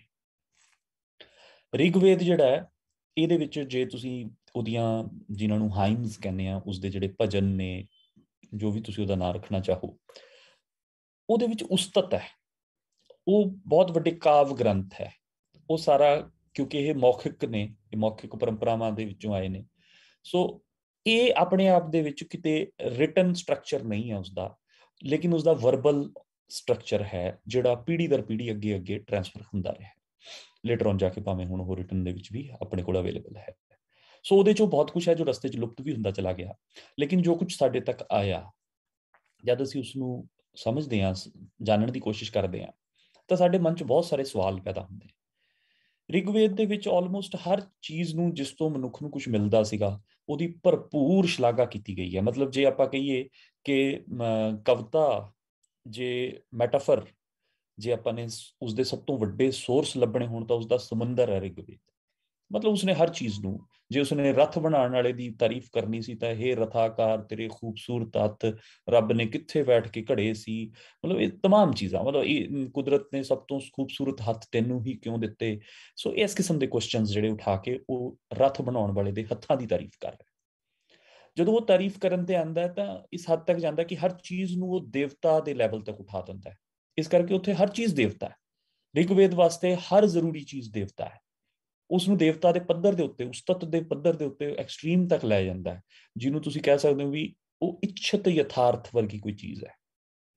ਸੋ ਜਦੋਂ ਰਿਗਵੇਦ ਦੀ ਅਸੀਂ ਇਸ ਕਿਸਮ ਦੀ ਜਦੋਂ ਵਿਆਖਿਆ ਤੁਸੀਂ ਦੇਖੋਗੇ ਕਿ ਉਹ ਕੁਦਰਤ ਦੇ ਨਾਲ ਮਨੁੱਖ ਦੀ ਇੰਟਰੈਕਸ਼ਨ ਹੈ, ਬਿਲਕੁਲ ਮੰਡੇਨ ਇੰਟਰੈਕਸ਼ਨ ਹੈ। ਮੰਡੇਨ ਮਤਲਬ ਬਹੁਤ ਦੁਨਿਆਵੀ ਇੰਟਰੈਕਸ਼ਨ ਹੈ, ਉਹ ਬਹੁਤ ਪਰਾਲੌਕਿਕ ਇੰਟਰੈਕਸ਼ਨ ਨਹੀਂ ਹੈ। ਇਹ ਮੈਂ ਇੰਨੇ ਦਾਅਵੇ ਨਾਲ ਇਸ ਕਰਕੇ ਕਹਿ ਰਿਹਾ। ਉਹਦੇ 'ਚ ਪਿਤੂਦੇਵ ਵੀ ਇੱਕ ਦੇਵਤਾ ਹੈ, ਉਹਦੇ 'ਚ ਸੋਮਦੇਵ ਵੀ ਇੱਕ ਦੇਵਤਾ ਹੈ। ਪਿਤੂਦੇਵ ਖਾਣੇ ਦਾ ਦੇਵਤਾ ਹੈ। ਹੁਣ ਪਿਤੂਦੇਵ ਜਿਹੜਾ ਹੈਗਾ ਉਹ ਖਾਣੇ ਦਾ ਦੇਵਤਾ ਹੈ, ਤੇ ਉਹਦੇ ਵਿੱਚ ਫਿਰ ਪਰਾਲੌਕਿਕ ਕੀ ਹੈ? ਖਾਣਾ ਸਾਨੂੰ ਫਾਇਦਾ ਦਿੰਦਾ ਹੈ, ਸਾਨੂੰ ਨੌਰਿਸ਼ ਕਰਦਾ ਹੈ, ਸਾਡੇ ਸਰੀਰ ਨੂੰ ਊਰਜਾ ਦਿੰਦਾ ਹੈ। ਇਹਦੇ ਵਿੱਚ ਪਰਾਲੌਕਿਕ ਤਾਂ ਕੁਝ ਵੀ ਨਹੀਂ, ਇਹ ਤੇ ਬਹੁਤ ਲੌਕਿਕ ਗੱਲ ਹੈ। ਸੋਮਦੇਵ ਜਿਹੜਾ ਹੈ ਉਹ ਸਾਨੂੰ ਮਦਮਸਤ ਕਰ ਦਿੰਦਾ ਹੈ। ਸੋਮ ਰਸ ਪੀ ਕੇ ਅਸੀਂ ਮਤਲਬ ਘੁੰਮ ਜਾਂਦੇ ਹਾਂ, ਦਿਮਾਗ ਘੁੰਮ ਜਾਂਦਾ ਹੈ। ਇਸ ਦੇ ਵਿੱਚ ਪਰਾਲੌਕਿਕ ਕੀ ਹੈ? ਇਹ ਲੌਕਿਕ ਹੈ। ਇਸੇ ਤਰੀਕੇ ਨਾਲ ਜੇ ਰਥਾਕਾਰ ਦੇ ਹੱਥਾਂ ਦੀ ਤਾਰੀਫ ਹੋ ਰਹੀ ਹੈ ਤੇ ਪਰਾਲੌਕਿਕ ਕੁਝ ਵੀ ਨਹੀਂ, ਉਹ ਬਹੁਤ ਲੌਕਿਕ ਹੈ, ਬਹੁਤ ਦੁਨਿਆਵੀ ਹੈ। ਸੋ ਦੁਨਿਆਵੀ ਮਨੁੱਖ ਦੇ ਬਹੁਤ ਸਧਾਰਨ ਇੰਟਰੈਕਸ਼ਨ ਦਾ ਇੱਛਤ ਯਥਾਰਥ ਮੈਂ ਇਸ ਕਰਕੇ ਵਰਤਿਆ। ਤੁਸੀਂ ਦੇਖੋ ਉਹਦੇ ਵਿੱਚ ਇੱਕ ਅਸ਼ਵਿਨਾਂ ਦੀ ਉਸਤਤ ਹੈ। ਬਹੁਤ ਸਾਰੇ ਅਸ਼ਵਿਨਾਂ ਦੇ ਉੱਤੇ ਬਹੁਤ ਸਾਰੀਆਂ ਮੰਤਰ ਨੇ। ਉਹਨਾਂ ਦੇ ਵਿੱਚ ਉਹ ਕਹਿੰਦਾ ਹੈ ਕਿ ਹੇ ਅਸ਼ਵਿਨੋ, ਤੁਸੀਂ ਕਿਸੇ ਔਰਤ ਨੂੰ ਬਿਨਾਂ ਪੀੜ ਤੋਂ ਬੱਚਾ ਪੈਦਾ ਕਰ ਦੇਣ ਵਾਸਤੇ ਮਦਦ ਕਰ ਦਿੰਦੇ ਹੋ। ਕੀ ਪਰਾਲੌਕਿਕ ਹੈ ਇਸ ਦੇ ਵਿੱਚ? ਇਹ ਇੱਛਤ ਯਥਾਰਥ ਹੈ। ਉਸ ਵੇਲੇ ਕਿਸੇ ਔਰਤ ਦਾ ਬੱਚਾ ਪੈਦਾ ਕਰਦੇ ਹੋਏ ਮਰ ਜਾਣਾ ਇੱਕ ਬਹੁਤ ਹੀ ਦੁਖਦਾਈ ਘਟਨਾ, ਤੇ ਜੇ ਕੋਈ ਵਿਅਕਤੀ ਇਹ ਤਾਕਤ ਰੱਖਦਾ ਹੋਵੇ ਕਿ ਉਹ ਬਿਨਾਂ ਪੀੜ ਤੋਂ ਤੇ ਜਾਨ ਬਚਾ ਕੇ ਬੱਚਾ ਪੈਦਾ ਕਰ ਦਿੰਦਾ ਹੋਵੇ, ਤੇ ਫਿਰ ਬਹੁਤ ਰੀਅਲ ਇੰਟਰੈਕਸ਼ਨ ਹੈ ਇਹ। ਇਹਦੇ ਵਿੱਚ ਕੋਈ ਬਹੁਤ ਅਦ੍ਰਿਸ਼ ਕਿਸੇ ਸ਼ਕਤੀ ਦੀ ਤਲਾਸ਼ ਕਰਨਾ ਹੀ ਮੈਨੂੰ ਬੜੀ ਵੱਡੀ ਮੂਰਖਤਾ ਲੱਗਦੀ ਹੈ। ਸੋ ਇਹ ਰਿਗਵੇਦ ਹੈ। ਅੱਗੇ ਚੱਲ ਕੇ ਜਦੋਂ ਅਸੀਂ ਦੇਖਦੇ ਹਾਂ ਕਿ ਰਿਗਵੇਦ ਦਾ ਇਹੋ ਹੀ ਅਸ਼ਵਿਨ, ਹੁਣ ਮੈਂ ਇੱਥੋਂ ਹੀ ਕੜੀ ਜੋੜ ਰਿਹਾ ਅੱਗੇ ਸਮਝਣ ਵਾਸਤੇ। ਰਿਗਵੇਦ ਦੇ ਵਿੱਚ ਰਥਾਕਾਰ ਦੇ ਹੱਥਾਂ ਦੀ ਵੀ ਤਾਰੀਫ ਹੈ, ਰਿਗਵੇਦ ਦੇ ਵਿੱਚ ਅਸ਼ਵਿਨਾਂ ਦੀ ਵੀ ਤਾਰੀਫ ਹੋ ਰਹੀ ਹੈ ਕਿ ਅਸ਼ਵਿਨ ਜਿਹੜੇ ਨੇ ਉਹ ਉਹਦੇ 'ਚ ਇਹ ਵੀ ਗੱਲ ਕਹੀ ਹੈ ਕਿ ਇਹ ਆਮ ਜਨਾਂ ਦੇ ਵਿੱਚ, ਆਮ ਲੋਕਾਂ ਦੇ ਵਿੱਚ ਇੱਕੋ ਜਿੰਨਾ ਪਿਆਰ ਦੇਵਤਿਆਂ ਨੂੰ ਵੀ, ਦੇਵਤਿਆਂ ਦੇ ਵੀ ਵੈਦ ਨੇ ਅਸ਼ਵਿਨ, ਤੇ ਆਮ ਲੋਕਾਂ ਦੇ ਵੀ ਵੈਦ ਨੇ। ਸੋ ਉਹ ਆਮ ਲੋਕਾਂ ਨੂੰ ਵੀ ਠੀਕ ਕਰਦੇ ਨੇ, ਉਹ ਦੇਵਤਿਆਂ ਨੂੰ ਵੀ ਠੀਕ ਕਰਦੇ ਨੇ, ਉਹ ਬਰਾਬਰ ਘੁੰਮਦੇ ਨੇ ਸਾਰੇ ਲੋਕਾਂ 'ਚ। ਇਸੇ ਕਰਕੇ ਸਭ ਵੱਲੋਂ ਉਹਨਾਂ ਨੂੰ ਬਰਾਬਰ ਦਾ ਪਿਆਰ ਮਿਲਦਾ। ਇਹ ਤਾਰੀਫ 'ਚ ਕਿਹਾ ਰਿਗਵੇਦ ਨੇ ਅਸ਼ਵਿਨਾਂ ਦੀ ਤਾਰੀਫ 'ਚ। ਲੇਕਿਨ ਯਜੁਰਵੇਦ ਤੱਕ ਆਂਦੇ ਸਵਾਲ ਇਹ ਪੈਦਾ ਹੁੰਦਾ, ਐਸਾ ਕੀ ਹੋ ਗਿਆ ਸੀ ਕਿ ਉਹੀ ਅਸ਼ਵਿਨ ਜਿਹੜੇ ਬਹੁਤ ਸ਼ੁਭ ਨੇ, ਜਿਹੜੇ ਬਹੁਤ ਪਿਆਰੇ ਜਾਂਦੇ ਨੇ, ਜਿਨ੍ਹਾਂ ਨੂੰ ਬਹੁਤ ਲੋਕ ਪਿਆਰ ਕਰਦੇ ਨੇ, ਉਹ ਯਜੁਰਵੇਦ ਦੇ ਵਿੱਚ ਆਂਦੇ ਇੱਕ ਜਗ੍ਹਾ ਇੱਕ ਕਥਾ ਹੈਗੀ ਹੈ ਕਿ ਬਲੀ ਦਾ ਰਸ, ਬਲੀ ਦਾ ਸਿਰ ਜਿਹੜਾ ਉਹ ਬਲੀ ਮਰੀ ਹੋਈ ਸੀ, ਬਲੀ ਦੇਣੀ ਸੀਗੀ ਯੱਗ ਦੇ ਵਿੱਚ, ਤੇ ਜਿਹੜਾ ਉਹ ਜਾਨਵਰ ਸੀਗਾ ਉਹ ਮਰਿਆ ਹੋਇਆ ਸੀਗਾ ਤੇ ਉਹਦਾ ਸਿਰ ਕਟਿਆ ਹੋਇਆ ਸੀ। ਸੋ ਕਟੇ ਹੋਏ ਅੰਗ ਵਾਲਾ ਜਿਹੜਾ ਜਾਨਵਰ ਹੈ ਉਹਦੀ ਬਲੀ ਨਹੀਂ ਦਿੱਤੀ ਜਾ ਸਕਦੀ, ਦੇਵਤਾ ਉਹਨੂੰ ਸਵੀਕਾਰ ਨਹੀਂ ਕਰਦੇ। ਸੋ ਇਹਦੇ ਵਾਸਤੇ ਜਿਹੜਾ ਉਹ ਪੁਰੋਹਿਤ ਨੇ ਉਹਨਾਂ ਨੇ ਕਿਹਾ ਵੀ ਅਸ਼ਵਿਨਾਂ ਨੂੰ ਬੁਲਾਓ, ਉਹ ਇਹਦਾ ਸਿਰ ਜੋੜਨਗੇ ਕਿਉਂਕਿ ਉਹ ਡਾਕਟਰ ਨੇ। ਅਸ਼ਵਿਨ ਆਉਂਦੇ ਨੇ ਤੇ ਉਸ ਦੇ ਨਾਲ ਡਿਬੇਟ ਕਰਦੇ ਨੇ ਕਿ ਪਹਿਲਾਂ ਸੋਮ ਆਹੂਤੀ ਦੇ ਵਿੱਚ ਸਾਡਾ ਹਿੱਸਾ ਪਾਓ, ਫੇਰ ਹੀ ਅਸੀਂ ਇਹ ਬਲੀ ਦਾ ਸਿਰ ਜੋੜਾਂਗੇ। ਤਾਂ ਉੱਥੇ ਬੈਠੇ ਜਿੰਨੇ ਬ੍ਰਾਹਮਣ ਦੇਵਤਾ ਨੇ ਉਹ ਸਾਰੇ ਦੇ ਸਾਰੇ ਇਸ ਗੱਲ ਤੇ ਨਾਰਾਜ਼ ਹੋ ਜਾਂਦੇ ਨੇ, ਤੇ ਉਹ ਕਹਿੰਦੇ ਨੇ ਵੀ ਅਸ਼ਵਿਨੋ ਤੁਸੀਂ ਇਹ ਬਹੁਤ ਵੱਡੀ ਗੱਲ ਕਰ ਰਹੇ ਹੋ, ਤੁਹਾਡਾ ਤਾਂ ਇੱਥੇ ਹੋਣਾ ਵੀ ਸ਼ੁਭ ਕਾਰਜ ਦੇ ਨੇੜੇ ਹੋਣਾ ਵੀ ਸੰਭਵ ਨਹੀਂ, ਤੁਸੀਂ ਇੰਨੇ ਨੈਸ਼ ਹੋ ਕਿ ਤੁਹਾਡਾ ਕਿਸੇ ਸ਼ੁਭ ਕਾਰਜ ਦੇ ਦੌਰਾਨ ਹਾਜ਼ਰ ਹੋਣਾ ਵੀ ਸਾਡੇ ਵਾਸਤੇ ਮੁਨਾਸਿਬ ਨਹੀਂ। ਉਹ ਤਾਂ ਸਾਡੀ ਬਲੀ ਦਾ ਸਿਰ ਕੱਟਿਆ ਹੋਇਆ, ਇਸ ਕਰਕੇ ਤੁਹਾਨੂੰ ਬੁਲਾਇਆ, ਸਿਰਫ ਤੁਹਾਨੂੰ ਇੱਕ ਕੰਮ ਕਰਨ ਲਈ ਬੁਲਾਇਆ, ਤੁਸੀਂ ਕੰਮ ਕਰੋ ਤੇ ਜਾਓ। ਉਹ ਕਹਿੰਦੇ ਫਿਰ ਅਸੀਂ ਕੰਮ ਨਹੀਂ ਕਰ ਸਕਦੇ। ਸੋ ਫਾਈਨਲੀ ਉਹਨਾਂ ਨੂੰ ਇਹ ਕਰਨਾ ਪਿਆ ਕਿ ਇੱਕ ਸਤੋਤਰ ਗਾਨ ਕੀਤਾ ਗਿਆ, ਛਾਂਦੋਗਯ ਉਪਨਿਸ਼ਦ ਦੇ ਵਿੱਚ ਇਹ ਪੂਰੀ ਕਥਾ ਹੈ। ਉਸ ਸਤੋਤਰ ਗਾਨ ਤੋਂ ਬਾਅਦ ਕਿਹਾ ਗਿਆ ਕਿ ਹੁਣ ਇਹ ਅਸ਼ਵਿਨ ਜਿਹੜੇ ਨੇ ਉਹ ਇਸ ਲਾਇਕ ਹੋ ਗਏ ਨੇ ਕਿ ਉਹਨਾਂ ਨੂੰ ਯੱਗ ਦੇ ਵਿੱਚੋਂ ਇੱਕ ਹਿੱਸਾ ਆਹੂਤੀ ਜਿਹੜੀ ਹੈ, ਸੋਮ ਆਹੂਤੀ ਦਾ ਇੱਕ ਹਿੱਸਾ ਅਸੀਂ ਦੇ ਸਕਦੇ।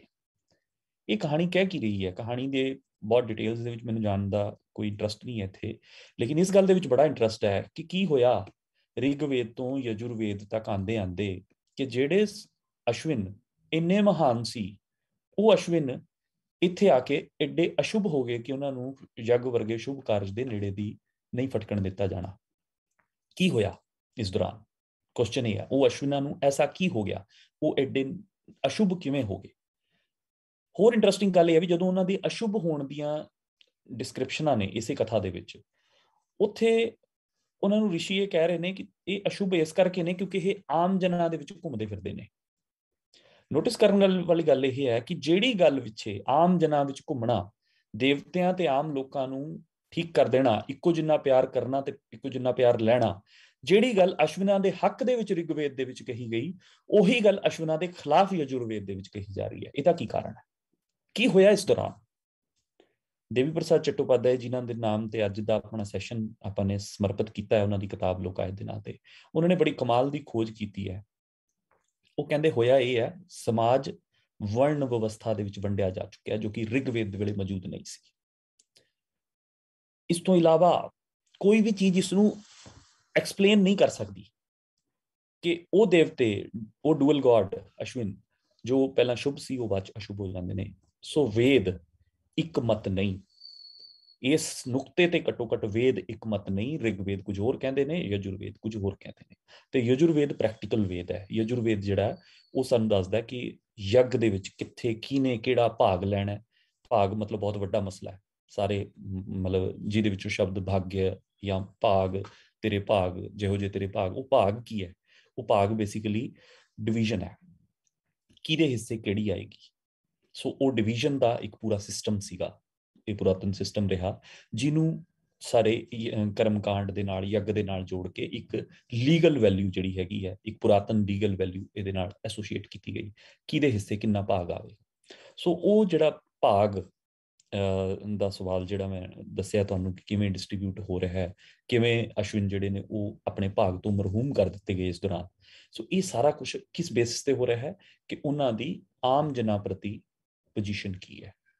ਸੋ ਇਸ ਦੇ ਹੋਰ ਬਹੁਤ ਉਦਾਹਰਣ ਨੇ। ਚਰਕ ਸੰਹਿਤਾ ਤੁਸੀਂ ਪੜ੍ਹ ਲਓ, ਸੁਸ਼ਰੁਤ ਸੰਹਿਤਾ ਪੜ੍ਹ ਲਓ, ਉਹਨਾਂ ਦੇ ਵਿੱਚ ਤੁਹਾਨੂੰ ਪਤਾ ਲੱਗੇਗਾ ਕਿ ਜਿਹੜੇ ਡਾਕਟਰਸ ਨੇ, ਪੁਰਾਤਨ ਵੈਦ ਨੇ, ਉਹਨਾਂ ਨੂੰ ਕੋਈ ਬਹੁਤ ਚੰਗੀ ਨਜ਼ਰ ਦੇ ਨਾਲ ਨਹੀਂ ਦੇਖਿਆ ਜਾਂਦਾ ਸੀ। ਖਾਸ ਤੌਰ ਤੇ ਸੁਸ਼ਰੁਤ, ਉਹਨੂੰ ਤੇ ਉਹਦੇ ਚੇਲਿਆਂ ਨੂੰ ਤਾਂ ਆਊਟਕਾਸਟ ਕੀਤਾ ਗਿਆ ਸੀ। ਇੱਥੋਂ ਤੱਕ ਕਿ ਬ੍ਰਾਹਮਣਾਂ ਨੇ ਇੱਕ ਜਾਤੀ ਬਣਾ ਦਿੱਤੀ ਸੀ, ਜਿਹਨਾਂ ਨੂੰ ਅੱਜ ਦੇ ਸਮੇਂ 'ਚ ਟਰੇਸ ਕਰਨਾ ਹੋਵੇ ਤੇ ਸ਼ਾਇਦ ਕਲਾਲਾਂ ਦੇ ਵਿੱਚੋਂ ਕੋਈ ਜਾਤੀ ਉਹ ਲੱਭੇਗੀ ਸਾਨੂੰ, ਜਿਨ੍ਹਾਂ ਨੂੰ ਉਹਨਾਂ ਨੇ ਸ਼ਬਦ ਦਿੱਤਾ ਸੀ ਅੰਬਸਥਾ। ਉਹਨਾਂ ਨੇ ਕਿਹਾ ਸੀ ਕਿ ਇਹ ਵਰਨ ਸੰਕਰ ਨੇ, ਇਹ ਵਰਨਾਂ ਦੇ ਵਿੱਚੋਂ ਨਖਿੱਧੇ ਜਾ ਚੁੱਕੇ ਨੇ, ਨਖੇੜੇ ਜਾ ਚੁੱਕੇ ਨੇ। ਉਹਦਾ ਕਾਰਨ ਹੈ ਕਿ ਇਹ ਹੈ ਤੇ ਬ੍ਰਾਹਮਣਾਂ ਦੇ ਵਿੱਚੋਂ ਪੈਦਾ ਹੋਏ, ਲੇਕਿਨ ਇਹਨਾਂ ਨੇ ਆਪਣੀ ਜਿਹੜੀ ਸਟੱਡੀ ਹੈ, ਗਿਆਨ ਹੈ, ਪਰੰਪਰਾ, ਉਹ ਐਸੀ ਚੁਣ ਲਈ ਜਿਹਦੇ ਵਿੱਚ ਇਹ ਮਨੁੱਖ ਦੇ ਸਰੀਰ ਨੂੰ ਕੱਟ-ਪੁੱਟ ਕੇ ਉਹਦੇ ਅੰਦਰੋਂ ਬਿਮਾਰੀਆਂ ਦੇ ਨਾਲ, ਤੇ ਆਮ ਲੋਕਾਂ ਦੇ ਨੂੰ ਇਹ ਸ਼ੂਦਰਾਂ ਨੂੰ ਵੀ ਹੱਥ ਲਾਉਂਦੇ ਨੇ, ਉਹਨਾਂ ਨੂੰ ਵੀ ਠੀਕ ਕਰ ਦਿੰਦੇ ਨੇ, ਤੇ ਉਹਨਾਂ ਦੇ ਉੱਤੇ ਇਹ ਸਭ ਇਲਜ਼ਾਮ ਲਗਾ ਕੇ ਉਹਨਾਂ ਨੂੰ ਆਊਟਕਾਸਟ ਕੀਤਾ ਗਿਆ। ਲਾਸ਼ਾਂ ਦੇ ਉੱਤੇ ਕੰਮ ਕਰਦੇ ਨੇ ਕਿਉਂਕਿ ਉਹ ਉਹਨਾਂ ਦੀ ਮਜਬੂਰੀ ਸੀ। ਉਹਨਾਂ ਨੂੰ ਐਨਾਟਮੀ ਦੀ ਸਟੱਡੀ ਜਿਹੜੀ ਹੈ ਸਾਰੀ ਦੀ ਸਾਰੀ ਸੁਸ਼ਰੁਤ ਉਹਨਾਂ ਨੇ ਲਾਸ਼ਾਂ ਦੇ ਉੱਤੇ, ਗੰਗਾ ਦੇ ਵਿੱਚੋਂ ਲਾਸ਼ਾਂ ਪਕੜ ਲੈਂਦੇ ਸੀ ਉਹਨਾਂ ਦੇ ਚੇਲੇ। ਬਕਾਇਦਾ ਸ਼ਲੋਕ ਨੇ ਸੁਸ਼ਰੁਤ ਸੰਹਿਤਾ ਦੇ ਵਿੱਚ ਜਿਹੜੇ ਦੱਸਦੇ ਨੇ ਕਿ ਕਿਵੇਂ ਸਣ ਦੀ ਰੱਸੀ ਲੈਣੀ ਹੈ ਤੇ ਕਿਵੇਂ ਉਹਦੇ ਨਾਲ ਰਗੜ ਕੇ ਮਾਸ ਹਟਾਉਣਾ ਹੈ, ਕਿਵੇਂ ਉਸਦੇ ਥੱਲੋਂ ਕਿਹੜਾ ਕਿਹੜਾ ਅੰਗ ਜਿਹੜਾ ਹੈਗਾ ਉਹ ਵਿਦਿਆਰਥੀਆਂ ਨੇ ਲੱਭ ਕੇ ਦੇਖਣਾ ਹੈ, ਹੱਥ 'ਚ ਫੜ ਕੇ, ਫਿਰ ਨਾਲ ਦੇ ਵਿਦਿਆਰਥੀਆਂ ਨੂੰ ਦਿਖਾਉਣਾ ਹੈ ਤੇ ਉਹ ਅੰਗ ਕੀ ਕਰਦਾ ਹੈ ਉਹਦੇ ਬਾਰੇ ਵਿਆਖਿਆਨ ਕਰਨਾ ਹੈ। ਇਹ ਸਾਰੀਆਂ ਚੀਜ਼ਾਂ ਸੁਸ਼ਰੁਤ ਸੰਹਿਤਾ ਦੇ ਵਿੱਚ ਮਿਲਦੀਆਂ ਤੇ ਠੀਕ ਇਸੇ ਕਰਕੇ ਉਹਨਾਂ ਨੂੰ ਆਊਟਕਾਸਟ ਕਰ ਦਿੱਤਾ ਗਿਆ ਸੀਗਾ ਵਰਨ ਸਿਸਟਮ ਦੇ ਵਿੱਚੋਂ, ਤੇ ਉਹਨਾਂ ਵਾਸਤੇ ਇੱਕ ਅਲੱਗ ਵਰਨ ਜਿਹੜਾ ਹੈਗਾ, ਵਰਨ ਸੰਕਰ ਉਹਨਾਂ ਨੂੰ ਕਿਹਾ, ਤੇ ਇੱਕ ਅਲੱਗ ਕਾਸਟ ਦੇ ਤੌਰ ਤੇ, ਅਵਸਥਾ ਦੇ ਤੌਰ ਤੇ ਉਹਨਾਂ ਨੂੰ, ਤੇ ਉਹਦੇ ਨਾਲ ਕਹਾਣੀ ਜੋੜ ਦਿੱਤੀ ਗਈ। ਕਹਾਣੀ ਜਿਹੜੇ ਡਾਕਟਰੀ ਵਿਗਿਆਨ ਨਾਲ ਜੁੜੇ ਨੇ ਤੇ ਅੱਜ ਕੱਲ੍ਹ ਬੜਾ ਮਾਣ ਕਰਦੇ ਨੇ, ਮੋਦੀ ਸਾਹਿਬ ਨੇ ਕਿਹਾ ਵੀ ਸਾਡੇ ਇੱਥੇ ਬੜੀ ਪੁਰਾਤਨ ਪਰੰਪਰਾ ਹੈ ਪਲਾਸਟਿਕ ਸਰਜਰੀ ਦੀ। ਬਸ ਉਹਨਾਂ ਨੂੰ ਇੰਨਾ ਹੀ ਯਾਦ ਦਿਵਾਉਣ ਦੀ ਲੋੜ ਹੈ ਕਿ ਉਸ ਪੁਰਾਤਨ ਪਰੰਪਰਾ ਨੂੰ ਜਿਹੜੇ ਚਲਾ ਰਹੇ ਸੀ, ਜਿਹੜੇ ਡਾਕਟਰਸ, ਐਂਸ਼ੀਐਂਟ ਡਾਕਟਰਸ, ਉਹਨਾਂ ਪ੍ਰਤੀ ਤੁਹਾਡੇ ਇਸ ਜਿਹੜਾ ਤੁਹਾਡਾ ਸਿਸਟਮ ਹੈ, ਮਨੂਵਾਦੀ ਸਿਸਟਮ, ਉਹਦਾ ਕੀ ਅਪਰੋਚ ਸੀ ਉਹ ਵੀ ਦੱਸ ਦਿੱਤੀ ਜਾਣੀ ਚਾਹੀਦੀ ਹੈ ਨਾਲ ਦੀ ਨਾਲ ਹੀ, ਕਿ ਉਹਨਾਂ ਨੂੰ ਤੁਸੀਂ ਆਊਟਕਾਸਟ ਕੀਤਾ ਹੋਇਆ ਸੀ, ਬਾਈਕਾਟ ਕੀਤਾ ਹੋਇਆ ਸੀਗਾ।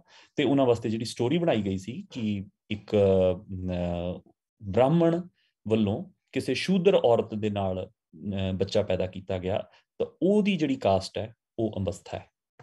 ਸੋ ਇਹ ਤਮਗੇ ਜਿਹੜੇ ਨੇ ਉਹ ਦਿੱਤੇ ਜਾਂਦੇ ਰਹੇ ਨੇ। ਸੋ ਅੱਜ ਚਾਹੇ ਕੋਈ ਵੀ ਕੁਛ ਇਹਦੇ ਤੇ ਮਾਣ ਕਰਨਾ ਚਾਹੇ ਤਾਂ ਕਰ ਸਕਦਾ। ਸੋ ਮੈਂ ਕਹਿਣਾ ਇਹ ਚਾਹ ਰਿਹਾ ਇਸ ਸਾਰੀ ਕਹਾਣੀ ਦੇ ਵਿੱਚੋਂ ਕਿ ਵੇਦ ਇੱਕ ਮਤ ਨਹੀਂ, ਉਹਨਾਂ ਨੂੰ ਕਿਸੇ ਇੱਕ ਬਾਡੀ ਆਫ ਥਾਟ ਦੇ ਜੋ ਦੇਖਣਾ ਗਲਤ ਹੋਏਗਾ। ਸਾਨੂੰ ਉਹਦੇ ਵਿੱਚੋਂ ਫਰਦਰ ਡਿਸਟਿੰਕਸ਼ਨ ਜਿਹੜੀ ਹੈ, ਉਹਨਾਂ ਦੀਆਂ ਪੋਜੀਸ਼ਨਾਂ ਜਿਹੜੀਆਂ ਨੇ ਉਹ ਲੱਭਣੀਆਂ ਪੈਣਗੀਆਂ, ਤੇ ਭਾਰਤੀ ਜਿਹੜੀ ਗ੍ਰੰਥਾਵਲੀ ਹੈ ਉਹਦੀ ਸਹੀ ਕਲਾਸੀਫਿਕੇਸ਼ਨ ਜਿਹੜੀ ਹੈਗੀ ਹੈ ਉਹਦੇ ਤੱਕ ਪਹੁੰਚਣਾ ਪਏਗਾ। ਤੇ ਉਹਦੇ ਵਾਸਤੇ ਮੈਂ ਕੁਝ ਚੀਜ਼ਾਂ ਦੱਸਣਾ ਚਾਹਾਂਗਾ, ਜਿਹੜੀਆਂ ਸਾਡੀ ਫਿਲਾਸਫੀ ਦੀਆਂ ਕੁਝ ਟੈਕਨੀਕਲ ਚੀਜ਼ਾਂ। ਜਿਵੇਂ ਫਿਲਾਸਫੀ ਦੇ 3 ਪ੍ਰਮੁੱਖ ਅੰਗ ਹੋਣੇ ਆਮ ਤੌਰ ਤੇ ਦੇਖੇ ਜਾਂਦੇ ਹੈ। ਇੱਕ ਜਿਹਨੂੰ ਅੰਗਰੇਜ਼ੀ ਦੇ ਵਿੱਚ ਓਂਟੋਲੋਜੀ ਕਹਿੰਦੇ ਹਾਂ ਅਸੀਂ। ਓਂਟੋਲੋਜੀ ਦਾ ਮਤਲਬ ਅਸਤਿਤਵ ਕਿੱਥੋਂ ਆਇਆ, ਹੋਂਦ ਬਾਰੇ ਕੀ ਫਿਲਾਸਫੀ ਹੈ। ਜਿਵੇਂ ਕੋਈ ਕਹੂਗਾ ਕਿ ਪੁਰਾਤਨ ਜਿਹੜੀ ਬ੍ਰਹਿਮੰਡ ਦਾ ਜਿਹੜਾ ਉਦਵ ਹੈ, ਉਹ ਪੈਦਾ ਹੋਣਾ ਹੈ, ਉਹ ਕਿੱਥੋਂ ਹੋਇਆ, ਉਹਦੇ ਬਾਰੇ ਕੋਈ ਫਿਲਾਸਫੀ ਕੀ ਪੋਜੀਸ਼ਨ ਲੈਂਦੀ ਹੈ, ਇਹਦੇ ਤੋਂ ਉਸ ਫਿਲਾਸਫੀ ਦਾ ਕਲਾਸ, ਉਸਦੀ ਕੈਟੇਗਰੀ ਉਹ ਨਿਸ਼ਚਿਤ ਹੋਏਗੀ। ਇਸੇ ਤਰੀਕੇ ਨਾਲ ਸਾਡਾ ਇੱਕ ਐਪਿਸਟੀਮੋਲੋਜੀ ਹੈ। ਐਪਿਸਟੀਮੋਲੋਜੀ ਦਾ ਮਤਲਬ ਸਾਡਾ ਗਿਆਨ ਕਾਂਡ ਹੈ, ਗਿਆਨ ਪਰੰਪਰਾ ਹੈ ਸਾਡੀ। ਗਿਆਨ ਪਰੰਪਰਾ ਦੇ ਵਿੱਚ ਅਸੀਂ ਗਿਆਨ ਨੂੰ ਮੰਨਦੇ ਕੀ ਹਾਂ, ਕੋਈ ਫਿਲਾਸਫੀ ਜਿਹੜੀ ਹੈ ਉਹ ਗਿਆਨ ਬਾਰੇ ਕੀ ਸਮਝਦੀ ਹੈ। ਕੁਝ ਫਿਲਾਸਫੀਜ਼ ਨੇ ਜਿਹੜੀਆਂ ਕਹਿੰਦੀਆਂ ਨੇ ਗਿਆਨ ਹੋ ਹੀ ਨਹੀਂ ਸਕਦਾ, ਕੁਝ ਫਿਲਾਸਫੀ ਨੇ ਜਿਹੜੀਆਂ ਕਹਿੰਦੀਆਂ ਗਿਆਨ ਹੋ ਸਕਦਾ ਹੈ। ਫਿਰ ਫਰਦਰ ਹੈ ਕੁਝ ਫਿਲਾਸਫੀਜ਼ ਜਿਹੜੀਆਂ ਕਹਿੰਦੀਆਂ ਨੇ ਗਿਆਨ ਜਿਹੜਾ ਉਹ ਇੰਦਰੀਆਂ ਤੋਂ ਹੋਇਆ ਹੋਇਆ ਗਿਆਨ ਹੀ ਸਹੀ ਗਿਆਨ ਹੈ। ਕੁਝ ਫਿਲਾਸਫੀਜ਼ ਕਹਿੰਦੀਆਂ ਨੇ ਕਿ ਇੰਦਰੀਆਂ ਤੋਂ ਹੋਇਆ ਹੋਇਆ ਗਿਆਨ ਝੂਠਾ ਗਿਆਨ ਹੈ। ਸੋ ਗਿਆਨ ਬਾਰੇ ਬਹੁਤ ਕੁਝ ਕਿਹਾ ਜਾਂਦਾ ਸਾਡੀਆਂ ਫਿਲਾਸਫੀਜ਼ 'ਚ। ਸੋ ਕੋਈ ਪਰਟੀਕੂਲਰ ਫਿਲਾਸਫੀ ਗਿਆਨ ਪਰੰਪਰਾ ਦੇ ਵਿੱਚੋਂ ਕਿਹੜੇ ਕੈਟੇਗਰੀ 'ਚ, ਕਿਹੜੇ ਖਾਨੇ ਦੇ ਵਿੱਚ ਆਉਂਦੀ ਹੈ, ਇਹਦੇ ਤੋਂ ਤੈਅ ਹੁੰਦਾ ਕਿ ਉਹ ਫਿਲਾਸਫੀ ਕਿੱਥੇ ਖੜੀ ਹੈ।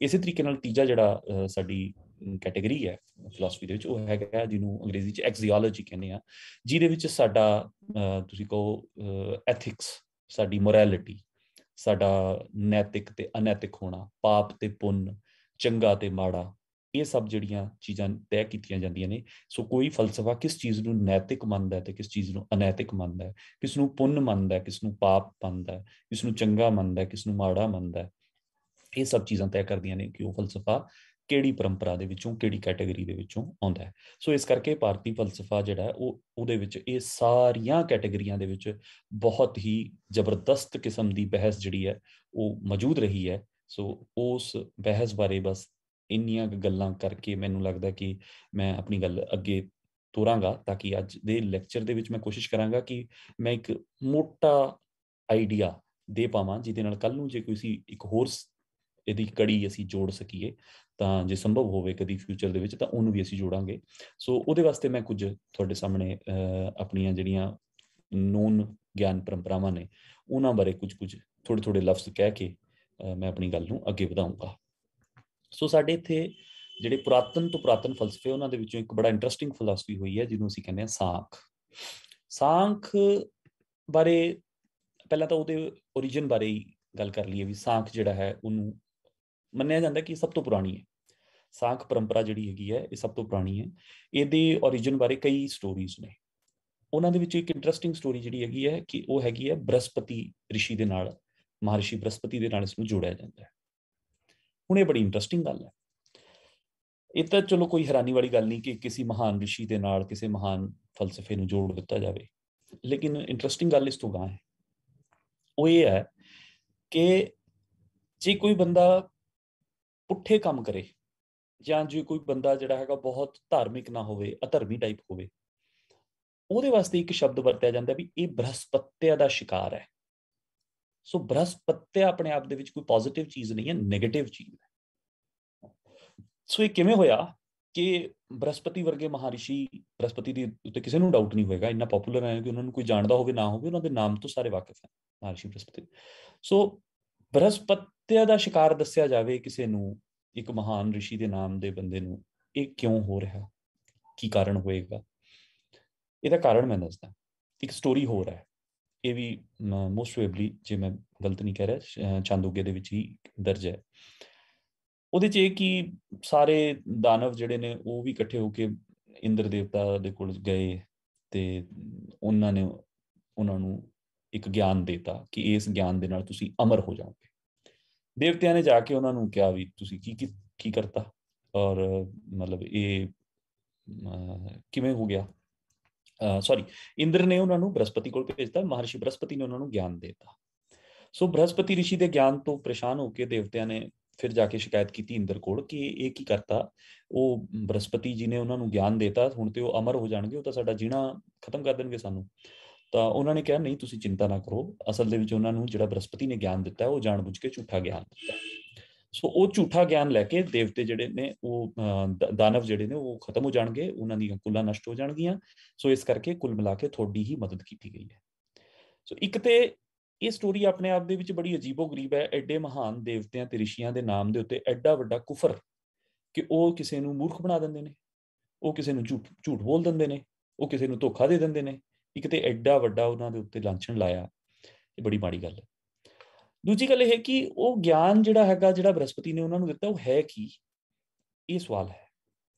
ਸੋ ਅਸੀਂ ਇਹ ਸਮਝਦੇ ਹਾਂ, ਜੋ ਬੜੇ ਨੋਨ ਇੰਡੋਲੋਜਿਸਟ ਹੋਏ ਨੇ, ਗਾਰਬੇ, ਜ਼ਿਮਰ, ਉਹ ਕਹਿੰਦੇ ਨੇ ਕਿ ਜਿਹੜਾ ਸਾਂਖ ਹੈਗਾ ਇਹ ਬੇਸਿਕਲੀ ਪ੍ਰੀ ਆਰੀਅਨ ਟੈਕਸਟ ਹੈ। ਇਹ ਆਰੀਅਨ ਦੇ ਇੱਥੇ ਆਉਣ ਤੋਂ ਪੁਰਾਤਨ ਹੈ। ਇਹੀ ਕਾਰਨ ਹੈ ਕਿ ਆਰੀਅਨ ਜਦੋਂ ਸਕੂਲ ਆਫ ਥਾਟ ਇੱਥੇ ਡਿਵੈਲਪ ਹੁੰਦਾ ਹੈ ਤਾਂ ਉੱਥੇ ਦੇ ਜਿਹੜੇ ਪ੍ਰੀ ਐਗਜ਼ਿਸਟੈਂਟ ਨੇ ਉਹਨਾਂ ਦੇ ਨਾਲ ਟੱਕਰ ਦੇ ਵਿੱਚ ਗਿਆ, ਉਹਨਾਂ ਦੇ ਨਾਲ ਟਕਰਾਅ ਜਿਹੜਾ ਹੈਗਾ ਉਹ ਇਹਨਾਂ ਦਾ ਹੋਇਆ। ਤੇ ਇਸੇ ਕਰਕੇ ਇਹ ਨਾਸਤਿਕ ਦਰਸ਼ਨ ਜਿਹੜਾ ਹੈਗਾ ਉਹ ਵੱਜਣਾ ਚਾਹੀਦਾ, ਕਿਉਂਕਿ ਵੇਦਾਂ ਦਾ ਤਾਂ ਆਰੀਆਂ ਦੇ ਨਾਲ ਜੁੜਾਵ ਹੈ। ਲੇਕਿਨ ਆਮ ਤੌਰ ਤੇ ਜਿਹੜੀ ਮੈਂ ਪਹਿਲਾਂ ਕਲਾਸੀਫਿਕੇਸ਼ਨ ਦੱਸ ਕੇ ਆਇਆ ਉਸ ਦੇ ਵਿੱਚ ਇਹਨੂੰ ਆਸਤਿਕ ਮਤਾਂ ਦੇ ਵਿੱਚ ਰੱਖਿਆ ਜਾਂਦਾ ਹੈ। ਇਹ ਬੜਾ ਹੀ ਮਤਲਬ ਅਜੀਬੋ-ਗਰੀਬ ਵਰਤਾਰਾ ਹੈ ਕਿ ਇਹ ਸੰਖਿਆ-ਕਾਰਿਕਾ ਖਾਸ ਕਰਕੇ ਉਹ ਇਸ ਨੂੰ ਆਸਤਿਕ ਮਤ ਦੇ ਤੌਰ ਦੇ ਉੱਤੇ ਰੱਖਦੀ ਹੈ। ਸਭ ਤੋਂ ਪੁਰਾਣਾ ਟੈਕਸਟ ਜੇ ਇਸ ਦੇ ਉੱਤੇ ਕੋਈ ਮਿਲਦਾ ਹੈ ਤਾਂ ਉਹ ਸੰਖਿਆ-ਕਾਰਿਕਾ ਹੀ ਹੈ। ਸੋ ਉਹ ਇਸ ਨੂੰ ਆਸਤਿਕ ਮਤ ਜਿਹੜਾ ਹੈਗਾ ਉਹਦੇ ਤੌਰ ਤੇ ਕਰਦੀ ਹੈ। ਸੋ ਇਹ ਬੜਾ ਮਤਲਬ ਅਜੀਬੋ-ਗਰੀਬ ਫਿਨੋਮੀਨਾ। ਸੋ ਇਸ ਅਜੀਬੋ-ਗਰੀਬ ਫਿਨੋਮੀਨਾ ਨੂੰ ਸਮਝਣ ਵਾਸਤੇ ਸਾਨੂੰ ਇਹਦੇ ਅੰਦਰ ਉਤਰਨਾ ਪਏਗਾ। ਇਹ ਕਹਿੰਦਾ ਕੀ ਹੈ? ਇਹ ਕਹਿੰਦਾ ਇਹ ਹੈ, ਇਹ ਸਮਝਦੇ ਨੇ ਵੀ ਜਿਹੜੀ ਕੁਦਰਤ, ਪ੍ਰਕਿਰਤੀ ਹੈ, ਇਹ ਪ੍ਰਕਿਰਤੀ ਨੂੰ ਮੂਲ ਮੰਨਦੇ ਨੇ ਹਰ ਚੀਜ਼ ਦਾ। ਸੋ ਪ੍ਰਕਿਰਤੀ ਜਿਹੜੀ ਹੈ ਉਹਨੂੰ ਇਹ ਕਹਿੰਦੇ ਨੇ ਇਹ ਅਨਡਿਵਾਈਡਡ ਮੈਟਰ ਹੈ। ਪ੍ਰਕਿਰਤੀ ਜਿਹੜਾ ਹੈਗਾ ਇਹ ਅਣਵੰਡਿਆ ਹੋਇਆ ਇੱਕ ਮਟੀਰੀਅਲ ਸਬਸਟ੍ਰੈਟਮ ਹੈ, ਜਿਹੜੀ ਕਿ ਅਵਿਅਕਤ ਹੈ, ਜਿਹਨੇ ਹਲੇ ਆਪਣੇ ਆਪ ਨੂੰ ਮੈਨੀਫੈਸਟ ਨਹੀਂ ਕੀਤਾ, ਜਿਹਨੇ ਆਪਣੇ ਆਪ ਨੂੰ ਇਵੋਲਵ ਨਹੀਂ ਹਲੇ ਕੀਤਾ, ਉਹਨੇ ਇਵੋਲਵ ਹਲੇ ਕਰਨਾ ਹੈ। ਸੋ ਪ੍ਰਕਿਰਤੀ ਜਿਹੜੀ ਹੈਗੀ ਉਹ ਅਵਿਅਕਤ ਹੈ ਤੇ ਉਹ ਆਪਣੀਆਂ ਡਾਈਵਰਸ ਫਾਰਮ ਦੇ ਵਿੱਚ ਹੌਲੀ ਹੌਲੀ ਉਸਨੇ ਇਵੋਲਵ ਹੋਣਾ ਹੈ। ਲੇਕਿਨ ਇਵੋਲਵ ਕਿਉਂ ਹੋਣਾ ਹੈ, ਚੇਂਜ ਕਿਉਂ ਹੋਣੀ ਹੈ, ਇਹਦੇ ਵਾਸਤੇ ਇਹ ਸਿਧਾਂਤ ਲੈ ਕੇ ਆਉਂਦਾ ਕਿ ਜਿਹੜੇ 3 ਗੁਣ ਜਿਨ੍ਹਾਂ ਤੋਂ ਤੁਸੀਂ ਤਕਰੀਬਨ ਸਾਰੇ ਹੀ ਕਾਮਨ ਲੈਂਗੁਏਜ ਦੇ ਥਰੂ ਵਾਕਿਫ ਹੋ, ਜਿਹਨੂੰ ਆਪਾਂ ਕਹਿੰਦੇ ਹਾਂ ਸਤੋ ਗੁਣ, ਰਜੋ ਗੁਣ ਤੇ ਤਮੋ ਗੁਣ। ਸੋ ਸਤ, ਰਜਹ ਤੇ ਤਮਹ, ਇਹ 3 ਗੁਣਾਂ ਦਾ ਇੱਕ ਡੈਲੀਕੇਟ ਇਕੁਇਲਿਬਰੀਅਮ ਸੀ ਪ੍ਰਕਿਰਤੀ। ਸੋ ਪ੍ਰਕਿਰਤੀ ਜਿਹੜੀ ਹੈ ਉਹਦੇ 'ਚ 3 ਗੁਣ ਨੇ, ਉਹ 3 ਗੁਣ ਜਿਹੜੇ ਨੇ ਉਹਨਾਂ ਦਾ ਇੱਕ ਡੈਲੀਕੇਟ ਇਕੁਇਲਿਬਰੀਅਮ ਹੈ। ਉਹ ਡੈਲੀਕੇਟ ਇਕੁਇਲਿਬਰੀਅਮ ਸਮਹਾਉ ਡਿਸਟਰਬ ਹੋ ਗਿਆ, ਕਿਸੇ ਕਾਰਨ ਉਹ ਡਿਸਟਰਬ ਹੋ ਗਿਆ ਤੇ ਉਸ ਡਿਸਟਰਬੈਂਸ ਦੇ ਵਿੱਚੋਂ ਇਹ 3 ਗੁਣ, ਕਿਉਂਕਿ ਇੱਕ ਦੂਜੇ ਦੇ ਇੰਡੀਪੈਂਡੈਂਟ ਵਿਰੋਧੀ ਵੀ ਨੇ ਤੇ ਯੂਨਾਈਟਿਡ ਵੀ ਨੇ, ਇਸ ਕਰਕੇ ਇੱਕ ਦੂਜੇ ਦੇ ਨਾਲ ਇਹ ਟਕਰਾਅ 'ਚ ਜਾਂਦੇ ਨੇ ਤੇ ਇਹਨਾਂ ਦੇ ਵਿੱਚੋਂ ਤਮਾਮ ਡਾਈਵਰਸਿਟੀ ਪੈਦਾ ਹੁੰਦੀ ਹੈ, ਜਿਹਦੇ ਵਿੱਚੋਂ ਜਿਹੜਾ ਸਾਂਖ ਹੈ ਉਹ ਕਹਿੰਦਾ ਹੈ ਕਿ ਕਿਵੇਂ ਕਿਵੇਂ ਇਹ ਡਾਈਵਰਸਿਟੀ ਪੈਦਾ ਹੋਈ।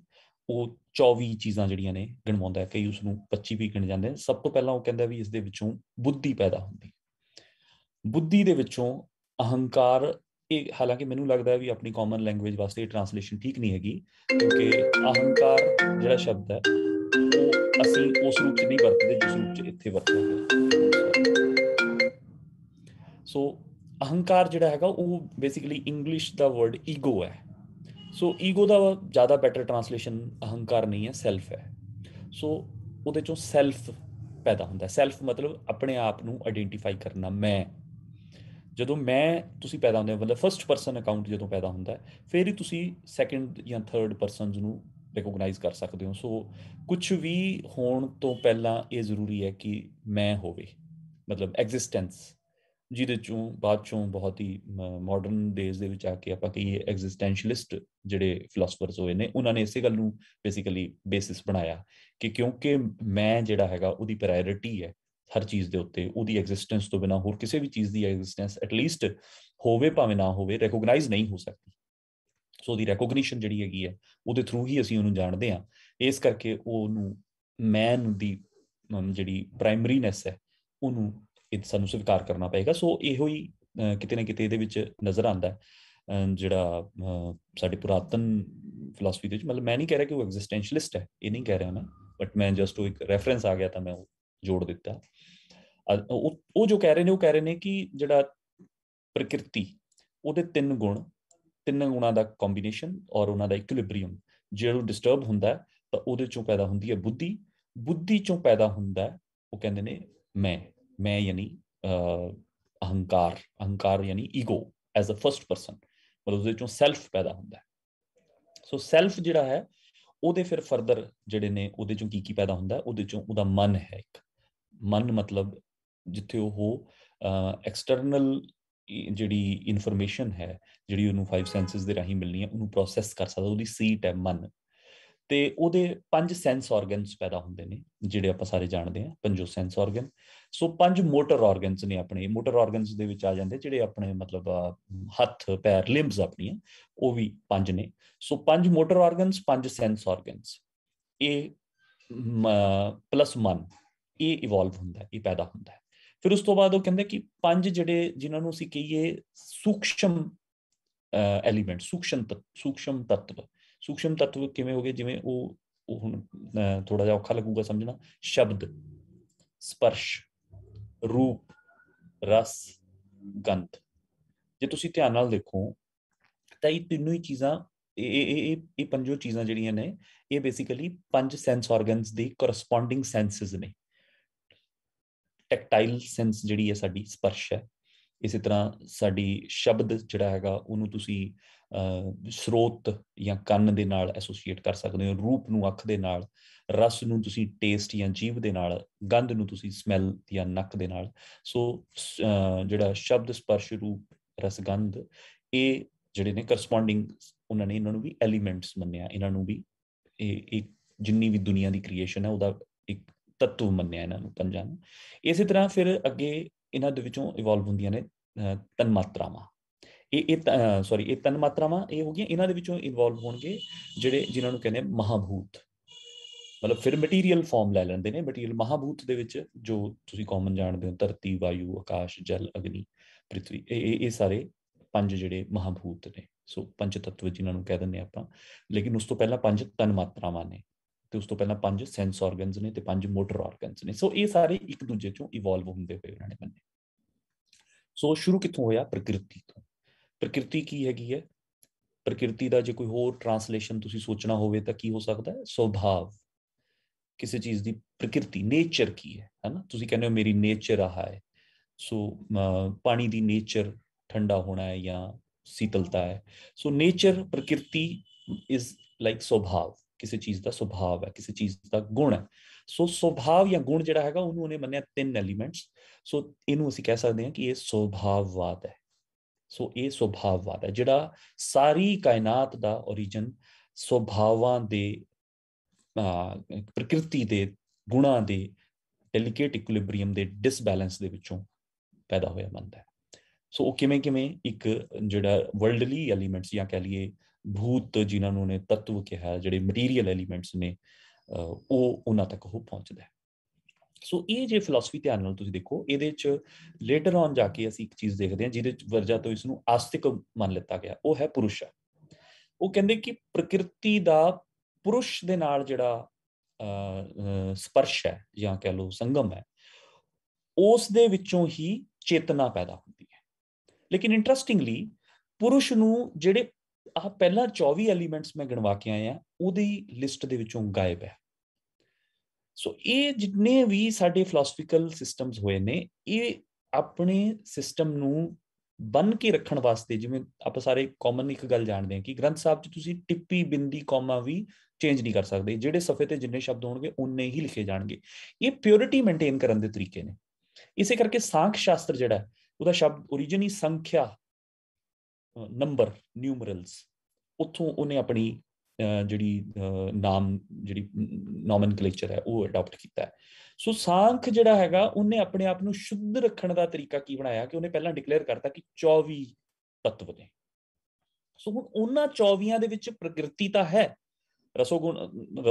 ਰਜੋ ਤਮੋ ਗੁਣਾ ਦੇ ਰੂਪ ਦੇ ਵਿੱਚ ਪ੍ਰਕਿਰਤੀ ਮੌਜੂਦ ਹੈ, ਲੇਕਿਨ ਪੁਰਸ਼ ਮੌਜੂਦ ਨਹੀਂ ਹੈ।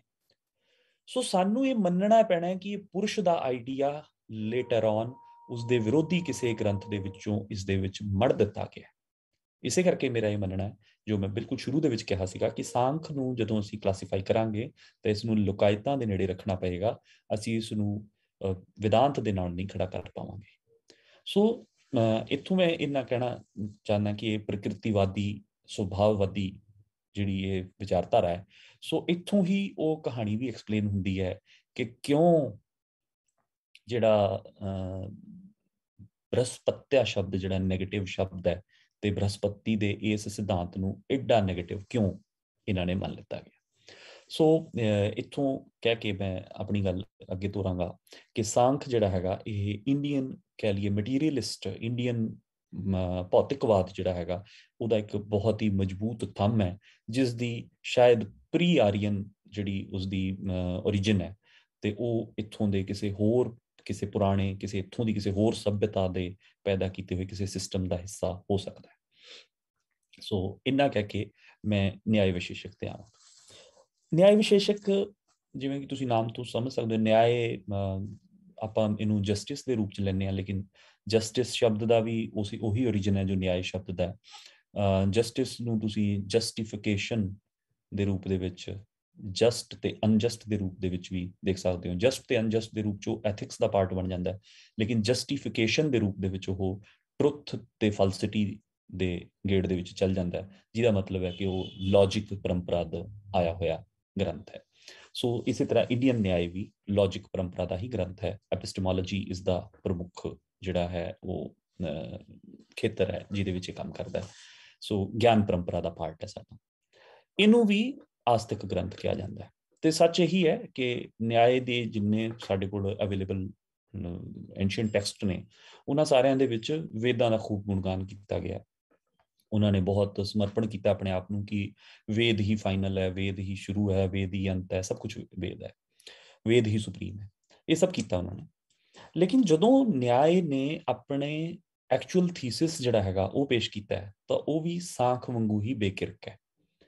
ਜਦੋਂ ਉਹ ਆਪਣਾ ਐਕਚੁਅਲ ਥੀਸਿਸ ਦਿੰਦਾ ਹੈ ਉੱਥੇ ਉਹ ਸਭ ਭੁੱਲ ਜਾਂਦਾ ਹੈ ਤੇ ਉਹ ਤਰਕ ਸ਼ਾਸਤਰ ਨੂੰ ਆਪਣਾ ਸੈਂਟਰ ਆਈਡੀਆ ਬਣਾਉਂਦਾ ਹੈ। ਯਾਨੀ ਕਿਤੇ ਨਾ ਕਿਤੇ ਕੋਈ ਮਜਬੂਰੀ ਰਹੀ ਹੋਏਗੀ ਉਸ ਵੇਲੇ ਦੇ ਫਿਲਾਸਫਰਾਂ ਦੀ, ਸ਼ਾਇਦ ਅੱਜ ਜਿਸ ਸਮੇਂ 'ਚ ਅਸੀਂ ਜਿਉ ਰਹੇ ਹਾਂ ਅਸੀਂ ਉਸ ਮਜਬੂਰੀ ਨੂੰ ਬਿਹਤਰ ਸਮਝ ਸਕਦੇ ਹਾਂ। ਜਦੋਂ ਤੁਹਾਨੂੰ ਆਪਣੇ ਵਿਚਾਰਾਂ ਵਾਸਤੇ ਜਾਨ ਗਵਾਉਣ ਦਾ ਖਤਰਾ ਹੋਵੇ, ਸੋ ਉਸ ਦੌਰ ਦੇ ਵਿੱਚ ਹੋ ਸਕਦਾ ਹੈ ਸਾਡੇ 'ਚੋਂ ਵੀ ਬਹੁਤ ਸਾਰੇ ਲੋਕ ਆਪਣੇ ਵਿਚਾਰਾਂ ਨੂੰ ਦਬਾਉਂਦੇ ਹੋਣ, ਲੁਕਾਉਂਦੇ ਹੋਣ, ਬਦਲ ਲੈਂਦੇ ਹੋਣ, ਬੜਾ ਕੁਝ ਕਰਦੇ ਹੋਣਗੇ। ਨਿਆਏ ਪਰੰਪਰਾ ਦੇ ਨਾਲ ਵੀ ਬਿਲਕੁਲ ਇਹੋ ਹੀ ਹੋਇਆ ਮਿਲਦਾ ਸਾਨੂੰ। ਨਿਆਏ ਪਰੰਪਰਾ ਇੱਕ ਪਾਸੇ ਵੇਦਾਂ ਨੂੰ ਸੁਪਰੀਮ ਸਾਰਾ ਕੁਝ ਉਸਤਤ ਸਭ ਕੁਝ ਕਰਦੀ ਹੈ, ਲੇਕਿਨ ਦੂਜੇ ਪਾਸੇ ਉਹ ਤਰਕ ਸ਼ਾਸਤਰ ਪੈਦਾ ਕਰਦੀ ਹੈ। ਜਦੋਂ ਨਿਆਏ ਤਰਕ ਸ਼ਾਸਤਰ ਪੈਦਾ ਕਰਦਾ ਉਹਦੇ ਵਿੱਚ ਵੀ ਫਰਦਰ ਇੱਕ ਪੋਜੀਸ਼ਨ ਹੋਰ ਹੈ। ਨਿਆਏ ਦਾ ਕਾਜ਼ੇਸ਼ਨ ਦੀ ਥਿਊਰੀ ਹੈ। ਕਾਜ਼ੇਸ਼ਨ ਮਤਲਬ ਉਹ ਕਿੱਥੋਂ ਮੰਨਦਾ ਹੈ, ਸ਼ੁਰੂ ਕਾਜ਼ ਐਂਡ ਇਫੈਕਟ ਕਿਵੇਂ ਕੰਮ ਕਰਦੇ ਨੇ ਉਹਦੇ ਬਾਰੇ ਉਹਦਾ ਸਿਧਾਂਤ ਹੈ ਜਿਹੜਾ, ਉਹਨੂੰ ਅਸੀਂ ਕਹਿੰਦੇ ਹਾਂ ਅਸਤ ਕਾਰਿਆਵਾਦ, ਜਾਂ ਉਹਦਾ ਜਿਹੜਾ ਸਿਧਾਂਤ ਹੈਗਾ ਉਹ ਇਹ ਕਹਿੰਦਾ ਹੈ ਕਿ ਜਿਹੜਾ ਕਾਜ਼ ਹੈ ਉਹਦੇ ਵਿੱਚ ਹੀ ਇਫੈਕਟ ਨਿਹਿਤ ਹੁੰਦਾ ਹੈ। ਸੋ ਕਾਜ਼ ਜਿਹੜਾ ਹੈਗਾ ਉਹਦੇ ਅੰਦਰ ਹੀ ਇਫੈਕਟ ਨਿਹਿਤ ਹੁੰਦਾ ਹੈ। ਇਹ ਇੱਕ ਸਿਸਟਮ ਹੈ ਜਿਹਨੂੰ ਅਸੀਂ ਸਤ ਕਾਰਿਆਵਾਦ ਕਹਿੰਦੇ ਹਾਂ। ਇਹ ਤੋਂ ਠੀਕ ਉਲਟ ਪੋਜੀਸ਼ਨ ਨਿਆਏ ਲੈਂਦਾ ਹੈ ਕਿ ਕਾਜ਼ ਦੇ ਅੰਦਰ ਇਫੈਕਟ ਜਿਹੜਾ ਹੈਗਾ ਉਹ ਨਹੀਂ ਹੈ, ਇਫੈਕਟ ਇੱਕ ਨਿਊ ਕ੍ਰੀਏਸ਼ਨ ਹੁੰਦਾ ਹੈ। ਸੋ ਜਿਹੜਾ ਪਹਿਲੀ ਮੈਂ ਗੱਲ ਕਹੀ ਕਿ ਸਤ ਕਾਰਿਆਵਾਦ ਯਾਨੀ ਕਿ ਕਾਜ਼ ਦੇ ਅੰਦਰ ਹੀ ਇਫੈਕਟ ਹੁੰਦਾ ਹੈ, ਇਹ ਪੋਜੀਸ਼ਨ ਸਾਂਖਿਆ ਦੀ ਹੈ ਜਿਹਦੀ ਬਾਰੇ ਆਪਾਂ ਪਹਿਲਾਂ ਗੱਲ ਕਰਕੇ ਆਏ ਹਾਂ। ਔਰ ਇਹ ਦੂਜੀ ਪੋਜੀਸ਼ਨ ਜਿਹੜੀ ਹੈਗੀ ਹੈ ਕਿ ਇੱਕ ਨਵੀਂ ਓਰੀਜਨ ਜਿਹੜੀ ਹੈਗੀ ਹੈ ਉਹ ਹੁੰਦੀ ਹੈ, ਇਫੈਕਟ ਜਿਹੜਾ ਉਹ ਆਪਣੇ ਆਪ 'ਚ ਇੱਕ ਨਿਊ ਓਰੀਜਨ ਹੁੰਦੀ ਹੈ। ਇਹ ਆਈਡੀਆ ਜਿਹੜਾ ਹੈਗਾ ਇਹ ਨਿਆਏ ਲੈ ਕੇ ਆਉਂਦਾ। ਸੋ ਨਿਆਏ ਦਾ ਜਿਹੜਾ ਕਾਜ਼ੇਸ਼ਨ ਦੀ ਇਹ ਪਰਟੀਕੂਲਰ ਪੋਜੀਸ਼ਨ ਹੈ, ਇਹ ਪੋਜੀਸ਼ਨ ਇਸ ਨੂੰ ਜਿਹੜੀ ਇਸਨੇ ਉਸਤਤ ਕੀਤੀ ਹੈ ਵੇਦਾਂ ਦੀ, ਜਿਹੜੀ ਇਸਨੇ ਗਿਆਨ ਦਾ ਇੱਕੋ ਇੱਕ ਉਹਨਾਂ ਨੂੰ ਸੋਮਾ ਦੱਸਿਆ ਹੈ, ਉਹਦੀ ਬਜਾਏ ਜਿਹੜੀ ਇੱਥੇ ਪੋਸੀਬਲ ਕ੍ਰੀਏਸ਼ਨ ਹੈ ਉਹਦੇ ਹੱਕ ਦੇ ਵਿੱਚ ਖੜਾ ਹੋਇਆ ਨਜ਼ਰ ਆਉਂਦਾ ਸਾਨੂੰ ਇਹ ਗ੍ਰੰਥ। ਸੋ ਇੱਥੋਂ ਅਸੀਂ ਸਮਝ ਸਕਦੇ ਹਾਂ ਕਿ ਨਿਆਏ ਫਿਲਾਸਫੀ ਜਿਹੜੀ ਹੈ ਉਹ ਬੇਸਿਕਲੀ ਤਰਕ ਸ਼ਾਸਤਰ ਜਾਂ ਇਸ ਨੂੰ ਅਨੁਮੀਤੀ ਦਾ ਪੁਰਾਣਾ ਜਿਹੜਾ ਸਾਡਾ ਲਫ਼ਜ਼ ਹੈ ਅਸੀਂ ਇਸ ਦੇ ਵਾਸਤੇ ਇਸਤੇਮਾਲ ਕਰਦੇ ਹਾਂ। ਸੋ ਉਹ ਹੀ ਇਸ ਦੇ ਵਿੱਚੋਂ ਸਾਨੂੰ ਮਿਲਦਾ ਹੈ।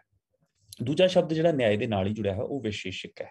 ਸੋ ਨਿਆਏ ਖੁਦ ਸਿਰਫ ਆਪਣੇ ਆਪ ਨੂੰ ਲਿਮਿਟ ਕਰਦਾ ਹੈ ਆਪਣੇ ਗਿਆਨ ਕਾਂਡ ਤੱਕ, ਯਾਨੀ ਗਿਆਨ ਜਿਹੜਾ ਹੈ ਉਸਦਾ ਮੇਨ ਸੈਂਟਰ ਹੈ।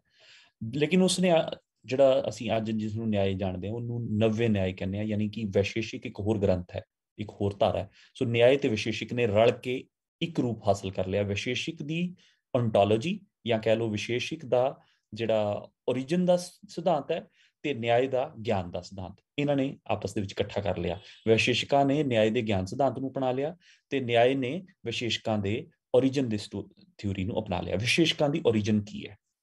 ਉਹਦਾ ਨਾਮ ਹੈਗਾ ਪਰਮਾਣੂਵਾਦ। ਸੋ ਵਿਸ਼ੇਸ਼ਿਕ ਗ੍ਰੰਥ ਜਿਹੜੇ ਨੇ ਉਹ ਅੰਗਰੇਜ਼ੀ ਲਫ਼ਜ਼ ਜਿਹਨੂੰ ਐਟੋਮਿਜ਼ਮ ਕਹਿੰਦੇ ਹਨ ਉਹ ਉਸਦੇ ਗ੍ਰੰਥ ਨੇ।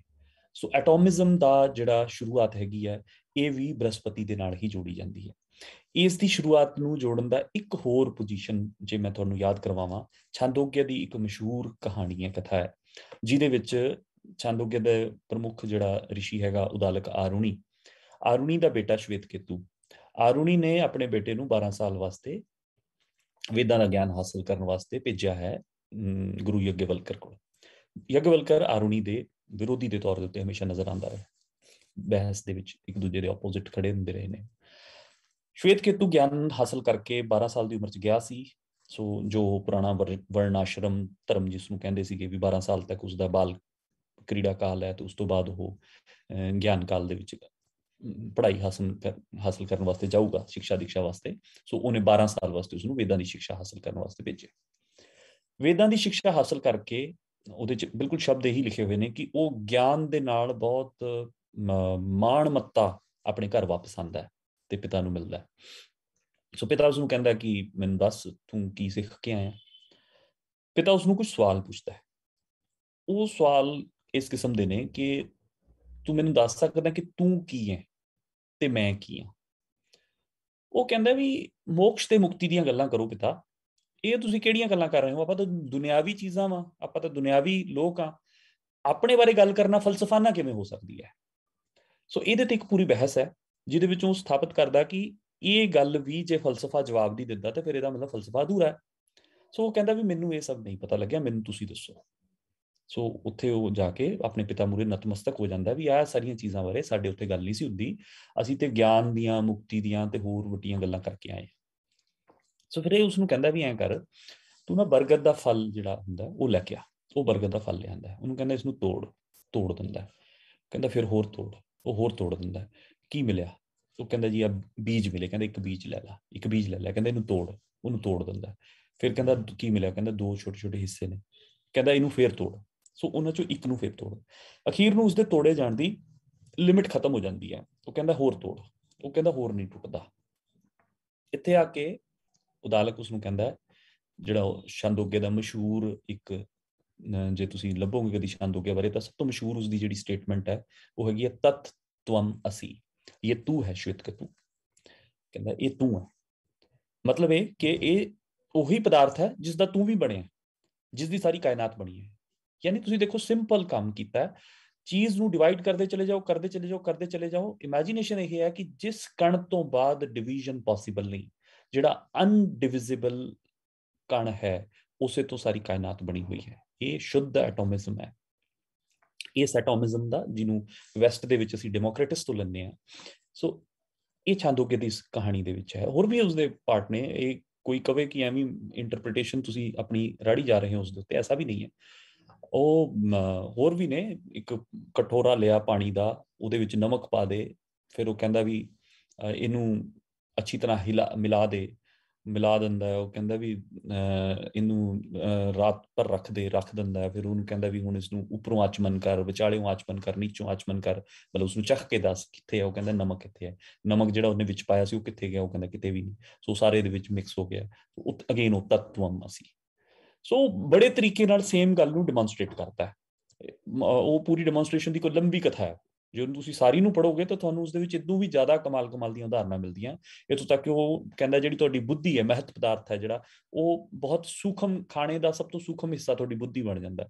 ਖਾਣੇ ਦਾ ਜਿਹੜਾ ਉਸ ਤੋਂ ਘੱਟ ਕੋਰਸ, ਜਿਹੜਾ ਥੋੜਾ ਜ਼ਿਆਦਾ ਖੁਰਦਰਾ ਹਿੱਸਾ ਹੈ, ਜਾਂ ਕਹਿ ਲਓ ਮੋਟਾ ਹਿੱਸਾ ਹੈਗਾ, ਉਹ ਤੁਹਾਡਾ ਮੰਨ ਲਓ ਬਲੱਡ ਬਣ ਜਾਂਦਾ। ਫਿਰ ਉਸ ਤੋਂ ਜ਼ਿਆਦਾ ਫਿਰ ਹੱਡੀਆਂ ਬਣ ਜਾਂਦੀਆਂ, ਉਸ ਤੋਂ ਜ਼ਿਆਦਾ ਮਾਸ ਬਣ ਜਾਂਦਾ। ਸੋ ਐਂ ਕਰਕੇ ਉਹ ਕਹਿੰਦਾ ਵੀ ਇਹ ਖਾਣੇ ਤੋਂ ਹੀ ਆਪਾਂ ਬਣੇ ਪਏ। ਸੋ ਹਰ ਚੀਜ਼ ਦਾ ਇੱਕ ਨੈਚੁਰਲ ਕਾਜ਼ ਲੱਭਣ ਦੀ ਕੋਸ਼ਿਸ਼ ਜਿਹੜੀ ਹੈਗੀ ਹੈ, ਇਹ ਤੁਹਾਡੇ ਸਾਹਮਣੇ ਹੈ।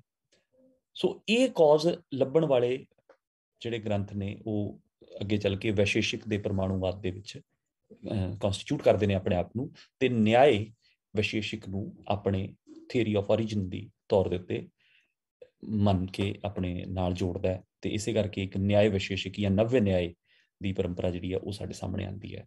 ਸੋ ਇਸ ਦੀ ਬਹੁਤ ਡਿਟੇਲ ਦੇ ਵਿੱਚ ਸ਼ਾਇਦ ਅੱਜ ਜਾਣਾ ਸੰਭਵ ਨਾ ਹੋਵੇ, ਲੇਕਿਨ ਬਹੁਤ ਹੀ ਇੰਟਰਸਟਿੰਗ ਜਿਹੜੀ ਲੌਜਿਕ ਨੇ ਨਿਆਏ ਦੇ, ਉਹਦੇ ਚ ਮੈਂ ਸਿਰਫ 1-2 ਚੀਜ਼ਾਂ ਸਿਰਫ ਨਿਆਏ ਦੀ ਮਹਾਨਤਾ ਦੇ ਉੱਤੇ ਜ਼ੋਰ ਦੇਣ ਵਾਸਤੇ ਜੋੜ ਦਾਂਗਾ ਕਿ ਬਾਅਦ ਚੋਂ ਜਾ ਕੇ ਜੈਨ ਨੇ ਉਹਨਾਂ ਦਾ ਵੀ ਨਿਆਏ ਹੈ।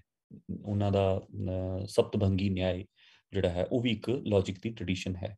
ਸੋ ਸਪਤਭੰਗੀ ਨਿਆਏ ਦੀ ਟ੍ਰੈਡੀਸ਼ਨ ਤੇ ਜਿਹੜਾ ਨਿਆਏ ਦਾ ਹੈ ਓਰੀਜਨਲ ਇਹਦਾ ਲੌਜਿਕ ਸੀਗਾ, ਇਹਦੇ ਵਿੱਚ ਜਦੋਂ ਤੁਸੀਂ ਧਿਆਨ ਨਾਲ ਦੇਖਦੇ ਹੋ ਕਿ ਇਹਨਾਂ ਨੂੰ ਇਹਨਾਂ ਦੀ ਗਿਆਨ ਪਰੰਪਰਾ ਦੇ ਤੌਰ ਤੇ ਹੀ ਦੇਖਦੇ ਹੋ, ਤਾਂ ਤੁਹਾਨੂੰ ਸਮਝ ਆਉਂਦਾ ਹੈ ਕਿ ਇਹਨੂੰ ਕਿਸੇ ਵੀ ਆਈਡਲਿਸਟ ਵਿਚਾਰਧਾਰਾ ਦੇ ਨਾਲ ਜੋੜ ਦੇਣਾ ਅਸਲ ਦੇ ਵਿੱਚ ਇਸ ਦੀ ਅੰਦਰਲੀ ਜਿਹੜੀ ਖੂਬੀਆਂ ਨੇ ਜਾਂ ਇਸ ਦੇ ਅੰਦਰਲੇ ਜਿਹੜੇ ਤੱਤ ਨੇ, ਉਹਨਾਂ ਨੂੰ ਦਬਾਏ ਬਿਨਾ, ਉਹਨਾਂ ਨੂੰ ਡਿਸਟੋਰਟ ਕੀਤੇ ਬਿਨਾ ਉਹ ਸੰਭਵ ਨਹੀਂ। ਸੋ ਇੰਨੀ ਗੱਲ ਮੈਨੂੰ ਲੱਗਦਾ ਕਹਿ ਕੇ ਮੈਂ ਅੱਗੇ ਵਧਦਾ। ਸੋ ਇਹ ਇੱਕ ਮੇਜਰ ਪਰੰਪਰਾ ਹੈ ਜਿਹੜੀ ਅਸੀਂ ਮਤਲਬ ਮੈਂ ਸਮਝਦਾ ਵੀ ਜਿਹਦੇ ਬਾਰੇ ਜ਼ਿਕਰ ਕਰਨਾ ਜ਼ਰੂਰੀ ਸੀ। ਤੇ ਇਹਨਾਂ ਤੋਂ ਕਰਦੇ ਮੈਂ ਲੋਕਾਇਤ ਦੇ ਉੱਤੇ ਹੁਣ ਆਉਣਾ ਚਾਹੁੰਦਾ। ਲੋਕਾਇਤ ਸ਼ੁੱਧ ਪਦਾਰਥਵਾਦ ਹੈ। ਲੋਕਾਇਤ ਜਿਹੜਾ ਉਹ ਸਾਡੇ ਭੌਤਿਕਵਾਦ ਦੀ ਉਹ ਪਰੰਪਰਾ ਹੈ ਜਿਹਨੇ ਕਦੀ ਜ਼ਰਾ ਵੀ ਆਪਣੇ ਆਪ ਨੂੰ ਝੁਕਾਉਣਾ ਪਸੰਦ ਨਹੀਂ ਕੀਤਾ, ਖਤਮ ਹੋਣਾ ਮੰਨ ਲਿਆ। ਇਹਨਾਂ ਦੇ ਗ੍ਰੰਥ ਜਲਾ ਦਿੱਤੇ ਗਏ। ਅੱਜ ਸਾਨੂੰ ਲੋਕਾਇਤ ਬਾਰੇ ਜੋ ਵੀ ਪਤਾ ਹੈ ਉਹ ਉਸਦੇ ਵਿਰੋਧ ਦੇ ਵਿੱਚ ਕੀ ਕਿਹਾ ਗਿਆ, ਜੋ ਲੋਕਾਇਤ ਮਤਖੰਡਨ ਦੇ ਰੂਪ ਦੇ ਵਿੱਚ ਹਰ ਧਾਰਾ ਨੇ ਲੋਕਾਇਤ ਮਤਖੰਡਨ ਕੀਤਾ। ਬੁੱਧਾ ਨੇ ਵੀ ਕੀਤਾ, ਜੈਨੀਆਂ ਨੇ ਵੀ ਕੀਤਾ, ਵਿਦਾਂਤ ਨੇ ਵੀ ਕੀਤਾ, ਮੀਮਾਂਸਾ ਨੇ ਵੀ ਕੀਤਾ। ਸਭ ਨੇ ਲੋਕਾਇਤ ਮਤਖੰਡਨ ਤੋਂ ਆਪਣੇ ਆਪ ਨੂੰ ਸ਼ੁਰੂ ਕਰਨ ਦੀ, ਮਤਲਬ ਉਹਨਾਂ ਨੇ ਆਪਣੀ ਸਿਚੁਏਸ਼ਨ, ਆਪਣੀ ਲੋਕੇਸ਼ਨ ਤਲਾਸ਼ਣ ਵਾਸਤੇ ਉਹਨਾਂ ਵਾਸਤੇ ਜ਼ਰੂਰੀ ਸੀ ਸਭ ਤੋਂ ਪਹਿਲਾਂ ਲੋਕਾਇਤ ਮਤਖੰਡਨ ਕਰੋ। ਦੂਜੇ ਪਾਸੇ ਤੁਹਾਨੂੰ ਫਿਲਾਸਫੀ ਦੇ ਬਹੁਤ ਸਾਰੇ ਗਿਆਨੀ ਸਟੂਡੈਂਟ ਮਿਲ ਜਾਣਗੇ, ਫਿਲਾਸਫਰ ਕਹਾਉਣ ਵਾਲੇ ਬੰਦੇ ਮਿਲ ਜਾਣਗੇ ਜਿਹੜੇ ਤੁਹਾਨੂੰ ਕਹਿਣਗੇ ਲੁਕਾਇਤ ਕੀ ਹੈ, ਲੁਕਾਇਤ ਹੈ eat drink and make merry. ਉਹ ਕਹਿੰਦੇ ਇਹ ਬੇਸਿਕਲੀ ਕੀ ਕਿਹਾ ਜਾਵੇ ਉਸਨੂੰ, ਹੈਡੋਨਿਜ਼ਮ ਜਿਹੜਾ ਇਹ ਉਹਦੀ ਹੀ ਪਰੰਪਰਾ ਹੈ, ਜੋ ਕਿ ਆਊਟਰਾਈਟਲੀ ਰੋਂਗ ਹੈ, ਜੋ ਕਿ ਆਊਟਰਾਈਟਲੀ ਅਨਿਆਂ ਹੈ ਲੁਕਾਇਤਕਾਂ ਦੇ ਨਾਲ। ਲੁਕਾਇਤ ਕਹਿੰਦੇ ਕੀ ਸੀ, ਆਓ ਆਪਾਂ ਉਹਦੇ ਬਾਰੇ ਥੋੜਾ ਜਿਹਾ ਵਿਚਾਰ ਕਰੀਏ। ਲੁਕਾਇਤ ਦੀ ਜਿਹੜੀ ਪੱਧਤੀ ਹੈਗੀ ਹੈ, ਉਹਦੇ ਵਿੱਚ ਸਭ ਤੋਂ ਜਿਹੜੀ ਪ੍ਰੋਮੀਨੈਂਟ ਗੱਲਾਂ ਨੇ, ਮੈਂ ਉਹਨਾਂ ਨੂੰ ਜੋੜ ਕੇ ਸਾਰਾ ਕੰਟੈਕਸਟ ਬਿਲਡ ਕਰਨ ਦੀ ਕੋਸ਼ਿਸ਼ ਕਰਾਂਗਾ। ਲੁਕਾਇਤ ਇਹ ਮੰਨਦੇ ਨੇ ਕਿ ਜਿਹੜਾ ਗਿਆਨ ਹੈ ਉਹ ਸਿਰਫ ਤੇ ਸਿਰਫ ਜਿਹੜਾ 5 ਇੰਦਰੀਆਂ ਦਾ ਗਿਆਨ ਹੈ ਉਹੀ ਫਾਈਨਲ ਹੈ, ਉਹੀ ਰਿਐਲਿਟੀ ਹੈ, ਉਸ ਤੋਂ ਪਰੇ ਕੋਈ ਰਿਐਲਿਟੀ ਨਹੀਂ। ਇੱਥੋਂ ਤੱਕ ਕਿ ਉਹ ਕਹਿੰਦੇ ਇਨਫਰੈਂਸ ਜਿਹੜਾ ਹੈਗਾ ਉਹ ਵੀ ਆਪਣੇ ਆਪ 'ਚ ਰਿਐਲਿਟੀ ਨਹੀਂ ਹੈ, ਰਿਐਲਿਟੀ 5 ਇੰਦਰੀਆਂ ਦਾ ਗਿਆਨ ਹੀ ਹੈ। ਉਹਦੇ ਵਿੱਚੋਂ ਤੁਸੀਂ ਬਹੁਤ ਕੁਝ ਹੋਰ ਇਨਫਰ ਕਰ ਸਕਦੇ ਹੋ, ਬਟ ਉਹਦਾ ਬੇਸ ਉਹ ਇੰਦਰੀਏ ਗਿਆਨ ਹੀ ਰਹੇਗਾ। ਇਸ ਗੱਲ ਦੇ ਉੱਤੇ ਲੁਕਾਇਤ ਜਿਹੜੇ ਨੇ ਉਹ ਬਹੁਤ ਸਟ੍ਰਿਕਟਲੀ ਖੜੇ ਨੇ। ਇਹਨੂੰ ਲੈ ਕੇ ਜਿਹੜੀ ਪੁਰਾਤਨ ਬਹਿਸ ਹੈ ਉਹ ਕੀ ਹੈ, ਸਾਰਾ ਜ਼ੋਰ ਜਿਹੜਾ ਹੈਗਾ ਵਿਦਾਂਤ ਦਾ ਉਹ ਇਸ ਗੱਲ ਦੇ ਉੱਤੇ ਲੱਗਦਾ ਹੈ ਕਿ ਲੁਕਾਇਤਾਂ ਨੇ ਜਿਸ ਇੰਦਰੀਏ ਗਿਆਨ ਨੂੰ ਸਾਰੀ ਸੱਚਾਈ ਦਾ ਬੇਸ ਮੰਨਿਆ, ਉਹ ਇੰਦਰੀਏ ਗਿਆਨ ਕਿੰਨੇ ਧੋਖੇ ਦੇ ਸਕਦਾ ਹੈ। ਸਾਰਾ ਜ਼ੋਰ ਇਸ ਗੱਲ ਦੇ ਉੱਤੇ। ਜਿਵੇਂ ਇੱਕ ਉਹਨਾਂ ਨੇ ਆਈਡੀਆ ਲਿਆਂਦਾ ਕਿ ਸ਼ੰਕਰ ਵਿਦਾਂਤ ਦੇ ਸਭ ਤੋਂ ਵੱਡੇ ਪੈਰੋਕਾਰ ਤੇ ਬਹੁਤ ਹੀ ਮਹਾਨ ਫਿਲਾਸਫਰ ਹੋਏ ਨੇ। ਸ਼ੰਕਰ ਨੇ 8ਵੀਂ ਸ਼ਤਾਬਦੀ ਦੇ ਕਰੀਬ ਸ਼ੰਕਰ ਕਹਿੰਦੇ ਕਿ ਜਿਹੜਾ ਜਿਹਨੂੰ ਤੁਸੀਂ ਰਿਐਲਿਟੀ ਕਹਿੰਦੇ ਹੋ ਅੱਖਾਂ ਨਾਲ ਦੇਖੀ, ਫੋਰ ਐਗਜ਼ਾਮਪਲ ਤੁਸੀਂ ਹਾਥੀ ਦੇਖਦੇ ਹੋ, ਘੋੜੇ ਦੇਖਦੇ ਹੋ, ਤੁਸੀਂ ਅੱਖਾਂ ਖੁੱਲੀਆਂ ਤੇ ਵੀ ਦੇਖਦੇ ਹੋ, ਤੁਸੀਂ ਅੱਖਾਂ ਬੰਦ ਕਰਕੇ ਇਮੈਜੀਨੇਸ਼ਨ 'ਚ ਵੀ ਦੇਖ ਸਕਦੇ ਹੋ। ਸੁੱਤੇ ਪਏ, ਜਦੋਂ ਤੁਹਾਡੀਆਂ ਅੱਖਾਂ ਬੰਦ ਨੇ, ਤੁਸੀਂ ਸੁੱਤੇ ਪਏ ਹੋ, ਤੁਹਾਨੂੰ ਸੁਪਨੇ ਦੇ ਵਿੱਚ ਵੀ ਹਾਥੀ ਦਿਖ ਸਕਦੇ ਨੇ। ਤੁਸੀਂ ਕਿਵੇਂ ਇਸ ਗੱਲ ਨੂੰ ਡਿਸਟਿੰਗੁਇਸ਼ ਕਰੋਗੇ ਕਿ ਜਿਹੜਾ ਹਾਥੀ ਅੱਖਾਂ ਬੰਦ ਕਰਕੇ ਦੇਖਿਆ ਸੀ ਤੇ ਜਿਹੜਾ ਹਾਥੀ ਅੱਖਾਂ ਖੋਲ੍ਹ ਦੇਖਿਆ ਸੀ, ਉਹਨਾਂ 'ਚੋਂ ਅਸਲੀ ਹਾਥੀ ਕੌਣ ਹੈ? ਉਹ ਕਹਿੰਦੇ ਤੁਹਾਡੇ ਕੋਲ ਕੋਈ ਤਰੀਕਾ ਨਹੀਂ ਹੈ ਇਸ ਗੱਲ ਨੂੰ ਡਿਸਟਿੰਗੁਇਸ਼ ਕਰਨ ਦਾ ਕਿ ਜਿਹੜਾ ਹਾਥੀ ਤੁਹਾਡੀਆਂ ਅੱਖਾਂ ਖੁੱਲੀਆਂ ਨੇ ਨਾ, ਹਾਥੀ ਦੇ ਉੱਤੇ ਕੋਈ ਅਸਰ ਨਹੀਂ ਹੋਇਆ, ਤੁਹਾਡੀਆਂ ਅੱਖਾਂ ਖੁੱਲੀਆਂ ਤੇ ਜਿਹੜਾ ਹਾਥੀ ਹੈ ਉਹ ਜ਼ਿਆਦਾ ਓਰੀਜਨਲ ਕਿਉਂ ਹੈ, ਤੇ ਤੁਹਾਡੀਆਂ ਅੱਖਾਂ ਦੀ ਪੋਜੀਸ਼ਨ ਬੰਦ ਵਾਲੀ ਹੋਵੇ ਉਸ ਤੋਂ ਬਾਅਦ ਜੋ ਹਾਥੀ ਦਿਖਦਾ ਹੈ ਉਹ ਜ਼ਿਆਦਾ ਓਰੀਜਨਲ ਕਿਉਂ ਨਹੀਂ ਹੈ? ਇਸ ਕੁਐਸਚਨ ਦਾ ਵਾਕਈ ਜੇ ਤੁਸੀਂ ਥਿਓਰੈਟਿਕਲੀ ਜਵਾਬ ਦੇਣ ਦੀ ਕੋਸ਼ਿਸ਼ ਕਰੋ ਤੇ ਨਹੀਂ ਮਿਲਦਾ। ਬਹੁਤ ਸਾਰੇ ਤਰੀਕਿਆਂ ਨਾਲ ਲੋਕਾਂ ਨੇ ਇਸ ਨੂੰ ਰਿਫਿਊਟ ਕਰਨ ਦੀ ਕੋਸ਼ਿਸ਼ ਕੀਤੀ, ਲੇਕਿਨ ਉਹ ਸ਼ੰਕਰ ਦੇ ਇਸ ਆਰਗੂਮੈਂਟ ਦੇ ਟ੍ਰੈਪ ਦੇ ਵਿੱਚ ਫਸ ਜਾਂਦੇ ਸੀ। ਲੁਕਾਇਤ ਦਾ ਜਿਹੜਾ ਜਵਾਬ ਹੈ ਉਹ ਬੜਾ ਪਾਵਰਫੁਲ ਹੈ। ਲੁਕਾਇਤ ਕਹਿੰਦਾ ਸੱਤ ਕੀ ਕਸੌਟੀ ਹੈ ਕਿਆ? ਸੱਚ ਦੀ ਕਸੌਟੀ ਤੁਸੀਂ ਕਹਿੰਦੇ ਹੋ ਨਾ ਕਿ ਅੱਖਾਂ ਬੰਦ ਤੇ ਅੱਖਾਂ ਖੁੱਲੀਆਂ ਸੱਚ ਦੀ ਕਸੌਟੀ ਨਹੀਂ ਹੋ ਸਕਦੀ, ਅਸੀਂ ਵੀ ਕਹਿੰਦੇ ਨਹੀਂ ਹੋ ਸਕਦੀ। ਉਹ ਕਹਿੰਦਾ ਸੱਚ ਦੀ ਕਸੌਟੀ ਇਹ ਹੈ ਕਿ ਸੁਪਨੇ 'ਚ ਦਿਖਿਆ ਹੋਇਆ ਪਾਣੀ ਤੇ ਬਾਹਰ ਦਿਖਿਆ ਹੋਇਆ ਪਾਣੀ ਬਿਲਕੁਲ ਇੱਕੋ ਜਿਹੇ ਹੋ ਸਕਦੇ ਨੇ, ਡਿਸਟਿੰਗੁਇਸ਼ ਕਰਨਾ ਮੁਸ਼ਕਿਲ ਹੋ ਸਕਦਾ ਹੈ, ਲੇਕਿਨ ਪਿਆਸ ਨਹੀਂ ਬੁਝਾ ਸਕਦਾ ਸੁਪਨੇ ਦਾ ਪਾਣੀ। ਪਿਆਸ ਰੀਅਲ ਪਾਣੀ ਬੁਝਾਏਗਾ। ਸੋ ਸੱਚ ਦੀ ਕਸੌਟੀ ਪ੍ਰੈਕਟਿਸ, ਇਸ ਨੂੰ ਭਾਰਤੀ ਫਲਸਫੇ ਦੇ ਵਿੱਚ ਸਭ ਤੋਂ ਆਰਡੈਂਟ ਤਰੀਕੇ ਨਾਲ ਚਾਰਵਾਕਾਂ ਤੇ ਲੁਕਾਇਤਾਂ ਨੇ ਰੱਖਿਆ ਕਿ ਫਾਈਨਲੀ ਇੱਕ ਹੋਰ ਉਦਾਹਰਣ ਦਿੱਤੀ ਜਾਂਦੀ ਹੈ ਵੀ ਤੁਹਾਡੀਆਂ ਜਿਹੜੀਆਂ ਗਿਆਨ ਇੰਦਰੀਆਂ ਨੇ ਕਿਵੇਂ ਤੁਹਾਨੂੰ ਡਿਸੀਵ ਕਰਦੀਆਂ ਨੇ। ਉਹ ਕਹਿੰਦੇ ਵੀ ਤੁਹਾਡੇ ਸਾਹਮਣੇ ਸੱਪ ਹੋਵੇ, ਤੁਹਾਨੂੰ ਰੱਸੀ ਦਾ ਭੁਲੇਖਾ ਪੈ ਸਕਦਾ, ਤੁਹਾਡੇ ਸਾਹਮਣੇ ਰੱਸੀ ਪਈ ਹੋਵੇ ਹਨੇਰੇ ਦੇ ਵਿੱਚ, ਤੁਹਾਨੂੰ ਲੱਗ ਸਕਦਾ ਸੱਪ ਹੈ, ਸੋ ਗਿਆਨ ਇੰਦਰੀਆਂ ਧੋਖਾ ਦੇ ਗਈਆਂ, ਸੱਚਾ ਗਿਆਨ ਨਹੀਂ ਦੇ ਰਹੀਆਂ। ਲੁਕਾਇਤ ਕੀ ਕਹਿੰਦੇ ਨੇ? ਉਹ ਕਹਿੰਦੇ ਵੀ ਸ਼ੁਕਰ ਮਨਾ ਭਰਾ ਜੇ ਤੇਰੇ ਸਾਹਮਣੇ ਉਹ ਰੱਸੀ ਹੀ ਹੋਵੇ ਤੇ ਤੈਨੂੰ ਸਿਰਫ ਸੱਪ ਲੱਗ ਰਿਹਾ ਹੋਵੇ। ਦਿੱਕਤ ਉਦੋਂ ਆਏਗੀ ਜਦੋਂ ਤੈਨੂੰ ਰੱਸੀ ਲੱਗ ਰਹੀ ਹੋਵੇ ਤੇ ਪਿਆ ਸੱਪ ਹੋਵੇ। ਉਦੋਂ ਕਹਿੰਦੇ ਪ੍ਰੈਕਟੀਕਲ ਮਟੀਰੀਅਲ ਡੰਡਾ ਹੀ ਕੰਮ ਆਣਾ, ਹੋਰ ਕੁਝ ਨਹੀਂ ਕੰਮ ਆਣਾ, ਗਿਆਨ ਨਹੀਂ ਕੰਮ ਆਣਾ। ਸੋ ਮਟੀਰੀਅਲ ਪ੍ਰੈਕਟੀਕਲ ਡੰਡਾ, ਉਹ ਮਤਲਬ ਥੋੜਾ ਤੰਜ਼ ਦੇ ਵਿੱਚ ਗੱਲ ਕਰਨਾ ਚਾਰਵਾਕਾਂ ਦੀ ਇੱਕ ਆਦਤ ਸੀ। ਉਹ ਕਹਿੰਦੇ ਵੀ ਜਦੋਂ ਤੱਕ ਭੁਲੇਖਾ ਜਿਹੜਾ ਹੈਗਾ ਉਹ ਤੁਸੀਂ ਥਾਟ ਐਕਸਪੈਰੀਮੈਂਟ ਦੇ ਲੈਵਲ ਤੇ ਹੀ ਦੇਖਣਾ ਹੋਵੇ ਉਦੋਂ ਤੱਕ ਕੋਈ ਦਿੱਕਤ ਨਹੀਂ ਹੈ, ਲੇਕਿਨ ਜਦੋਂ ਤੁਸੀਂ ਇੱਕ ਰੀਅਲ ਸੱਪ ਦੇ ਨਾਲ ਤੁਹਾਡਾ ਵਾਸਤਾ ਪੈਂਦਾ ਹੈ ਉਦੋਂ ਇੱਕ ਰੀਅਲ ਡੰਡਾ ਹੀ ਕੰਮ ਆਉਂਦਾ ਹੈ। ਸੋ ਉਹ ਕਹਿੰਦਾ ਰਿਐਲਿਟੀ ਦੀ ਕਸੌਟੀ ਪ੍ਰੈਕਟਿਸ ਹੈ। ਇਸ ਗੱਲ ਦੇ ਉੱਤੇ ਜਿਹੜਾ ਹੈਗਾ ਇੰਡੀਅਨ ਭੌਤਿਕਵਾਦ ਜਿਹੜਾ ਹੈਗਾ ਇਹ ਕਹਿਣਾ, ਇਸ ਗੱਲ ਨੂੰ ਸਥਾਪਿਤ ਕਰਨਾ, ਇਹ ਅੱਜ ਦੀ ਡੇਟ ਦੇ ਸਾਇੰਸ ਦੀ ਸਥਾਪਤੀ ਵਾਸਤੇ ਬੇਇੰਤਹਾ ਜ਼ਰੂਰੀ ਸੀ। ਭਾਵੇਂ ਕਿੱਡਾ ਹੀ ਸਿੰਪਲ ਕਿਸੇ ਨੂੰ ਕੋਈ ਲੱਗੇ, ਕਿਸੇ ਨੂੰ ਕਿੰਨਾ ਹੀ ਸਿੰਪਲਿਸਟਿਕ ਲੱਗੇ ਇਹ ਕਿ ਇਹ ਆਪਣੇ ਆਪ ਦੇ ਵਿੱਚ ਕਿੱਡੀ ਵੱਡੀ ਗੱਲ ਹੈ, ਇਹ ਬਹੁਤ ਸਿੰਪਲ ਗੱਲ ਹੈ, ਲੇਕਿਨ ਨਹੀਂ। ਜੇ ਅੱਜ ਤੋਂ ਹਜ਼ਾਰਾਂ ਸਾਲ ਪਹਿਲਾਂ ਇਹ ਗੱਲ ਸਥਾਪਿਤ ਨਾ ਹੋਈ ਹੁੰਦੀ ਕਿ ਰਿਐਲਿਟੀ ਰੀਅਲ ਹੈ ਤੇ ਉਹਦੀ ਕਸੌਟੀ ਪ੍ਰੈਕਟਿਸ ਹੈ, ਤਾਂ ਅਸੀਂ ਅੱਜ ਕੁਝ ਵੀ ਡਿਵੈਲਪ ਨਾ ਕਰ ਪਾਏ ਹੁੰਦੇ। ਤਾਂ ਕੋਈ ਮੈਡੀਕਲ ਸਾਇੰਸ ਡਿਵੈਲਪ ਨਹੀਂ ਸੀ ਹੋਣੀ, ਕੋਈ ਫਿਜ਼ੀਕਲ ਸਾਇੰਸਿਸ ਡਿਵੈਲਪ ਨਹੀਂ ਸੀ ਹੋਣੀਆਂ ਜਦ ਤੱਕ ਤੁਸੀਂ ਵਰਲਡ ਨੂੰ ਰੀਅਲ ਨਾ ਮੰਨਦੇ।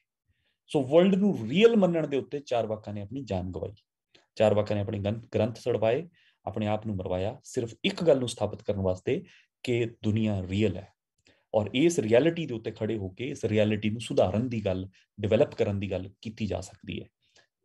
ਹੁਣ ਇਸ ਗੱਲ ਤੋਂ ਬਾਅਦ ਮੈਨੂੰ ਕੋਈ ਇਹ ਦੱਸੇ ਕਿ ਆਪਣੇ ਆਪ ਨੂੰ ਸੱਚ ਦੇ ਇੱਕ ਸਵਾਲ ਦੇ ਉੱਤੇ ਕੁਰਬਾਨ ਕਰ ਦੇਣੇ ਵਾਲਿਆਂ ਨੂੰ, ਉਹਨਾਂ ਦੇ ਸਿਧਾਂਤ ਨੂੰ ਕੋਈ ਕਵੇ ਕਿ ਉਹ eat, drink and make merry ਦਾ ਸਿਧਾਂਤ ਸੀ, ਇਸ ਨੂੰ ਸ਼ੁੱਧ ਮੂਰਖਤਾ ਤੋਂ ਬਿਨਾਂ ਕੀ ਕਹੋਗੇ?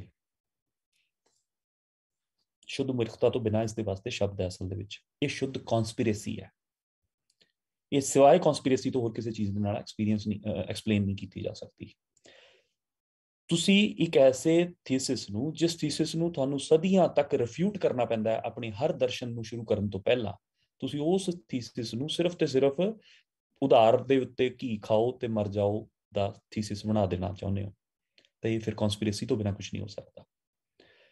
ਇੱਕ ਕਥਾ ਜਿਹੜੀ ਜੋੜੀ ਜਾਂਦੀ ਹੈ, ਚਾਰਵਾਕ ਕਹਿੰਦੇ, ਇਹਦੇ ਬਹੁਤ ਸਾਰੀਆਂ ਐਕਸਪਲੇਨੇਸ਼ਨਾਂ ਦਿੱਤੀਆਂ ਜਾਂਦੀਆਂ। ਕੋਈ ਕਹਿੰਦਾ ਚਾਰਵਾਕ ਇੱਕ ਰਾਖਸ਼ਸ ਸੀ। ਮਹਾਭਾਰਤ ਦੀ ਕਹਾਣੀ ਕਥਾ ਹੈ ਵੀ ਯੁਧਿਸ਼ਟਰ ਜਦੋਂ ਯੁੱਧ ਜਿੱਤ ਕੇ ਵਾਪਸ ਆ ਰਹੇ ਨੇ ਤਾਂ ਨਗਰ ਦੁਆਰ ਦੇ ਉੱਤੇ ਹਜ਼ਾਰਾਂ ਬ੍ਰਾਹਮਣ ਇਕੱਠੇ ਹੋਏ ਸਵਾਗਤ ਵਾਸਤੇ, ਤੇ ਉਹਨਾਂ ਨੇ ਸਵਾਗਤ ਦੇ ਵਿੱਚ ਉਹਨਾਂ ਨੂੰ ਕਿਹਾ ਵੀ ਤੁਸੀਂ ਬਹੁਤ ਮਹਾਨ ਹੋ, ਤਿੰਨਾਂ ਲੋਕਾਂ ਦੇ ਉੱਤੇ ਤੁਹਾਡਾ ਰਾਜ ਚੱਲਦਾ ਹੈ, ਤੁਸੀਂ ਦੁਨੀਆ ਨੂੰ ਮੁਕਤ ਕਰਨ ਵਾਸਤੇ ਹੀ ਆਏ ਹੋ, ਤੁਸੀਂ ਹੁਣ ਤੁਹਾਡਾ ਜਿਹੜਾ ਵੈਭਵ ਹੈ ਬਹੁਤ ਤਕੜਾ ਹੈ, ਸਾਰੀਆਂ ਤਮਾਮ ਉਸਦੇ ਯਸ਼ਗਾਨ ਹੋ ਰਿਹਾ ਹੈ।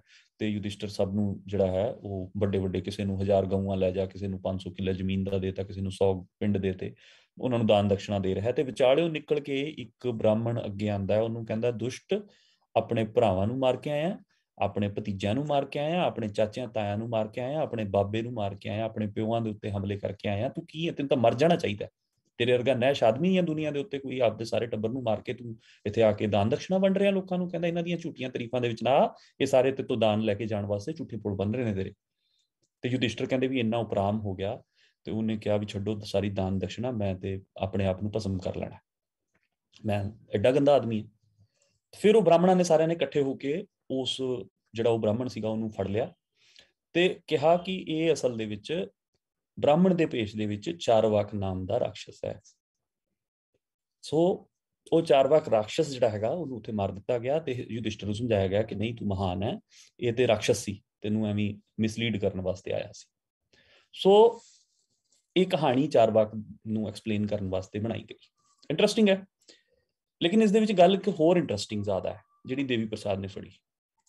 ਦੇਵੀ ਪ੍ਰਸਾਦ ਚੱਟੋਪਾਧਿਆਏ ਕਹਿੰਦੇ ਕਿ ਇਸ ਕਹਾਣੀ ਦੇ ਵਿੱਚ ਜੇ ਤੁਸੀਂ ਇਹ ਸਾਬਤ ਕਰਨਾ ਚਾਹੁੰਦੇ ਹੋ ਕਿ ਰਾਖਸ਼ਸ ਬਹੁਤ ਬੁਰੇ ਹੁੰਦੇ ਨੇ, ਸੱਚਾਈ ਇਹ ਹੈ ਕਿ ਉਸ ਰਾਖਸ਼ਸ ਨੇ ਸੱਚ ਵਾਸਤੇ ਆਪਣੀ ਜਾਨ ਗਵਾ ਲਿੱਤੀ, ਤੇ ਤੁਸੀਂ ਜੋ ਝੂਠੀਆਂ ਤਾਰੀਫਾਂ ਦੇ ਪੁਲ ਬੰਨ ਕੇ ਉਹ ਦਾਨ ਦਕਸ਼ਨਾ ਲੈਣ ਵਾਸਤੇ ਉਸ ਬੰਦੇ ਨੂੰ ਹੀ ਮਾਰਤਾ, ਉੱਥੇ ਭਸਮ ਕਰ ਦਿੱਤਾ, ਤੁਸੀਂ ਆਪਣੇ ਆਪ ਨੂੰ ਮਹਾਨ ਹੋਣ ਦੀ ਗੱਲ ਕਰਦੇ ਹੋ। ਕਹਿੰਦੇ ਵੀ ਇਹ ਸਾਰੀ ਗੱਲਬਾਤ ਦੇ ਵਿੱਚ ਜੇ ਤੁਸੀਂ ਬੁਰਾਈ ਲੱਭਣੀ ਹੈ ਤੇ ਤੁਹਾਨੂੰ ਉਸ ਚਾਰਵਾਕ ਨਾਮ ਦੇ ਰਾਖਸ਼ਸ ਦੇ ਵਿੱਚ ਨਹੀਂ, ਬਲਕਿ ਉਹਨਾਂ ਬ੍ਰਾਹਮਣਾਂ ਦੇ ਯੁਧਿਸ਼ਟਰਾਂ ਦੇ ਵਿੱਚ ਮਿਲੂਗੀ। ਤੁਹਾਨੂੰ ਉਸ ਦੇ ਵਿੱਚ ਬੁਰਾਈ ਦੀ ਕਿਵੇਂ ਐਗਜ਼ਾਮਪਲ ਹੋਈ ਹੈ ਬੁਰਾਈ ਦੀ? ਦੱਸੋ। ਉਹਨੇ ਸੱਚਮੁੱਚ ਆਪਣੇ ਭਰਾਵਾਂ ਨੂੰ, ਉਹਨੇ ਸੱਚਮੁੱਚ ਜੰਗ ਲੜੀ, ਸੱਚਮੁੱਚ ਉਸ ਜੰਗ ਨੇ ਹਜ਼ਾਰਾਂ ਜਾਨਾਂ ਲਿੱਤੀਆਂ, ਤੇ ਉਸਨੇ ਇਹੋ ਕਿਹਾ ਸੀ ਕਿ ਜੰਗ ਦੇ ਵਿੱਚ ਹਜ਼ਾਰਾਂ ਜਾਨਾਂ ਗਈਆਂ, ਇਸ ਤੋਂ ਬਾਅਦ ਜੇ ਤੈਨੂੰ ਰਾਜ ਮਿਲ ਵੀ ਗਿਆ ਤਾਂ ਕਿੰਨੀ ਵੱਡੀ ਗੱਲ ਹੈ। ਸੋ ਸੱਚ ਬੋਲਣ ਦੀ ਕੀਮਤ ਚੁਕਾਉਣ ਵਾਲੇ ਵਿਅਕਤੀ ਨੂੰ ਤੁਸੀਂ ਕਿਵੇਂ ਸਾਬਿਤ ਕਰੋਗੇ ਕਿ ਉਹ ਬਹੁਤ ਗਲਤ ਆਦਮੀ ਸੀਗਾ ਉਸ ਦੇ ਵਿੱਚ? ਬਲਕਿ ਜੇ ਸਹੀ ਮਾਇਨੇ ਦੇ ਵਿੱਚ ਉਹ ਕਹਿੰਦੇ ਕਿ ਜੇ ਗੀਤਾ ਉਪਦੇਸ਼ ਦੇ ਵਿੱਚ ਸਾਰੇ ਦੇ ਵਿੱਚੋਂ ਜੇ ਸਹੀ ਮਾਇਨੇ ਦੇ ਵਿੱਚ ਤੁਸੀਂ ਕਿਤੇ ਇਹ ਦੇਖਣਾ ਹੋਵੇ ਕਿ ਲਾਲਚ ਵਾਸਤੇ ਕੀ ਕੀ ਕੀਤਾ ਜਾ ਸਕਦਾ, ਤੇ ਤੁਹਾਨੂੰ ਉਦੋਂ ਪਤਾ ਲੱਗੇਗਾ ਜਦੋਂ ਤੁਸੀਂ ਦੇਖਦੇ ਹੋ ਕਿ ਕ੍ਰਿਸ਼ਨ ਭਗਵਾਨ ਜਿਹੜੇ ਨੇ ਉਹ ਕਹਿੰਦੇ ਨੇ ਕਿ ਅਰਜੁਨ ਨੂੰ ਕਿ ਬਈ ਤੂੰ ਜੇ ਵੀਰਗਤੀ ਦੇ ਵਿੱਚ ਯੁੱਧ ਨੂੰ ਪ੍ਰਾਪਤ ਹੋ ਗਿਆ ਤਾਂ ਤੈਨੂੰ ਸਵਰਗ ਦੇ ਵਿੱਚ ਜਾ ਕੇ ਸਵਰਗ ਦੇ ਮਹਾਨ ਜਿਹੜੀਆਂ ਤੇਰੀਆਂ ਸੁਗਾਤਾਂ ਨੇ ਉਹਨਾਂ ਨੂੰ ਭੋਗੇਗਾ, ਅਪਸਰਾਵਾਂ ਹੋਣਗੀਆਂ ਉੱਥੇ ਤੇਰੀ ਸੇਵਾ ਵਾਸਤੇ, ਤੇ ਜੇ ਤੂੰ ਜਿੱਤ ਗਿਆ, ਯੁੱਧ ਨਾ ਮਾਰਿਆ ਗਿਆ, ਤੇ ਤੂੰ ਇਸੇ ਦੁਨੀਆ ਦੇ ਉੱਤੇ ਰਾਜ ਕਰੇਗਾ ਤੇ ਰਾਜ ਭਾਗ ਮਾਣੇਗਾ। ਸੋ ਤੈਨੂੰ ਦੋਨੋਂ ਪਾਸੇ ਮੰਨਣ ਲਈ ਕੁਛ ਹੈ, ਇਸ ਕਰਕੇ ਜੰਗ ਲੜ। ਬਈ ਤੁਸੀਂ ਜੇ ਸ਼ੀਅਰ ਹੈਡੋਨਿਜ਼ਮ ਜੇ ਲੱਭਣਾ ਹੈ ਤੇ ਉਹ ਇਸ ਉਪਦੇਸ਼ ਦੇ ਵਿੱਚੋਂ ਲੱਭੋਗੇ ਕਿ ਉਸ ਰਿਸਕ ਦੇ ਵਿੱਚੋਂ ਲੱਭੋਗੇ ਜਿਹੜਾ ਚਾਰਵਾਕ ਤੁਹਾਡੇ ਹਿਸਾਬ ਨਾਲ ਉਸ ਰਾਖਸ਼ਸ ਨੇ ਲਿੱਤਾ ਸੀਗਾ।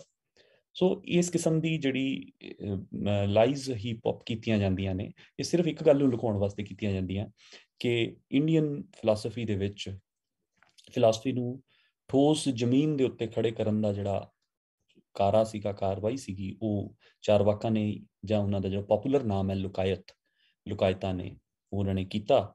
ਤੇ ਉਸ ਲੁਕਾਇਤ ਸਿਧਾਂਤ ਦਾ ਪ੍ਰਮੁੱਖ ਜਿਹੜਾ ਟਿਨਟ ਹੈ ਉਹ ਇਹੋ ਹੀ ਹੈ ਕਿ ਉਹ ਕਹਿੰਦਾ ਹੈ ਕਿ ਸੱਚ ਦੀ ਜਿਹੜੀ ਪਰਖ ਹੈ ਉਹ ਵਿਵਹਾਰ ਹੈ, ਵਿਹਾਰ ਹੈ, ਪ੍ਰੈਕਟਿਸ ਹੈ। ਸੋ ਪ੍ਰੈਕਟਿਸ ਜਿਹੜੀ ਹੈ ਇਹ ਰਿਐਲਿਟੀ ਦੀ ਇੱਕੋ ਇੱਕ ਕਸੌਟੀ ਹੈ, ਤੇ ਇਸੇ ਇੱਕ ਬੇਸਿਕ ਪੁਆਇੰਟ ਦੇ ਉੱਤੇ ਸਾਰੀ ਸਾਇੰਸ ਟਿਕੀ ਹੋਈ ਹੈ। ਸੋ ਇੰਨੀ ਗੱਲ ਤੋਂ ਬਾਅਦ ਮੈਂ ਆਪਣੀ ਗੱਲ ਨੂੰ ਮੇਰੇ ਖਿਆਲ ਨਾਲ ਸਮੇਟਦਾ ਹਾਂ ਕਿ ਮੈਂ ਇਹ ਦਿਖਾਉਣ ਦੀ ਕੋਸ਼ਿਸ਼ ਕੀਤੀ ਸਾਰੇ ਇਸ ਪੂਰੇ, ਕਿਉਂਕਿ ਹਾਲਾਂਕਿ ਇਸ ਨੂੰ ਪੂਰੀ ਤਰ੍ਹਾਂ ਨਿਆਂ ਨਹੀਂ ਕਿਹਾ ਜਾ ਸਕੇਗਾ, ਮੈਂ ਹਲੇ ਬੁੱਧਿਜ਼ਮ ਬਾਰੇ ਬਹੁਤ ਸਾਰੀ ਗੱਲ ਕਰਨੀ ਬਾਕੀ ਹੈ, ਜੈਨਿਜ਼ਮ ਬਾਰੇ ਬਹੁਤ ਸਾਰੀ ਗੱਲ ਕਰਨੀ ਬਾਕੀ ਹੈ, ਪਰ ਮੈਂ ਓਡਾ ਵੱਡਾ, ਮੈਨੂੰ ਲੱਗਦਾ ਉਹ ਹਾਲਾ ਵੜਨ ਦੀ ਬਜਾਏ ਮੈਂ ਇੱਕ ਪ੍ਰਮੁੱਖ ਪੁਆਇੰਟ ਦੇ ਉੱਤੇ ਗੱਲ ਕਰਕੇ, ਇੱਕ ਪ੍ਰਮੁੱਖ ਪੁਆਇੰਟ ਡਰਾ ਕਰਕੇ ਆਪਣੀ ਗੱਲ ਨੂੰ ਸਮਾਪਤ ਕਰਾਂਗਾ ਕਿ ਇੰਡੀਅਨ ਫਿਲਾਸਫੀ ਸਿਰਫ ਉਹ ਕੁਝ ਨਹੀਂ ਹੈ ਜੋ ਕੁਝ ਸਾਨੂੰ ਦੱਸਣ ਦੀ ਕੋਸ਼ਿਸ਼ ਕੀਤੀ ਜਾਂਦੀ ਹੈ।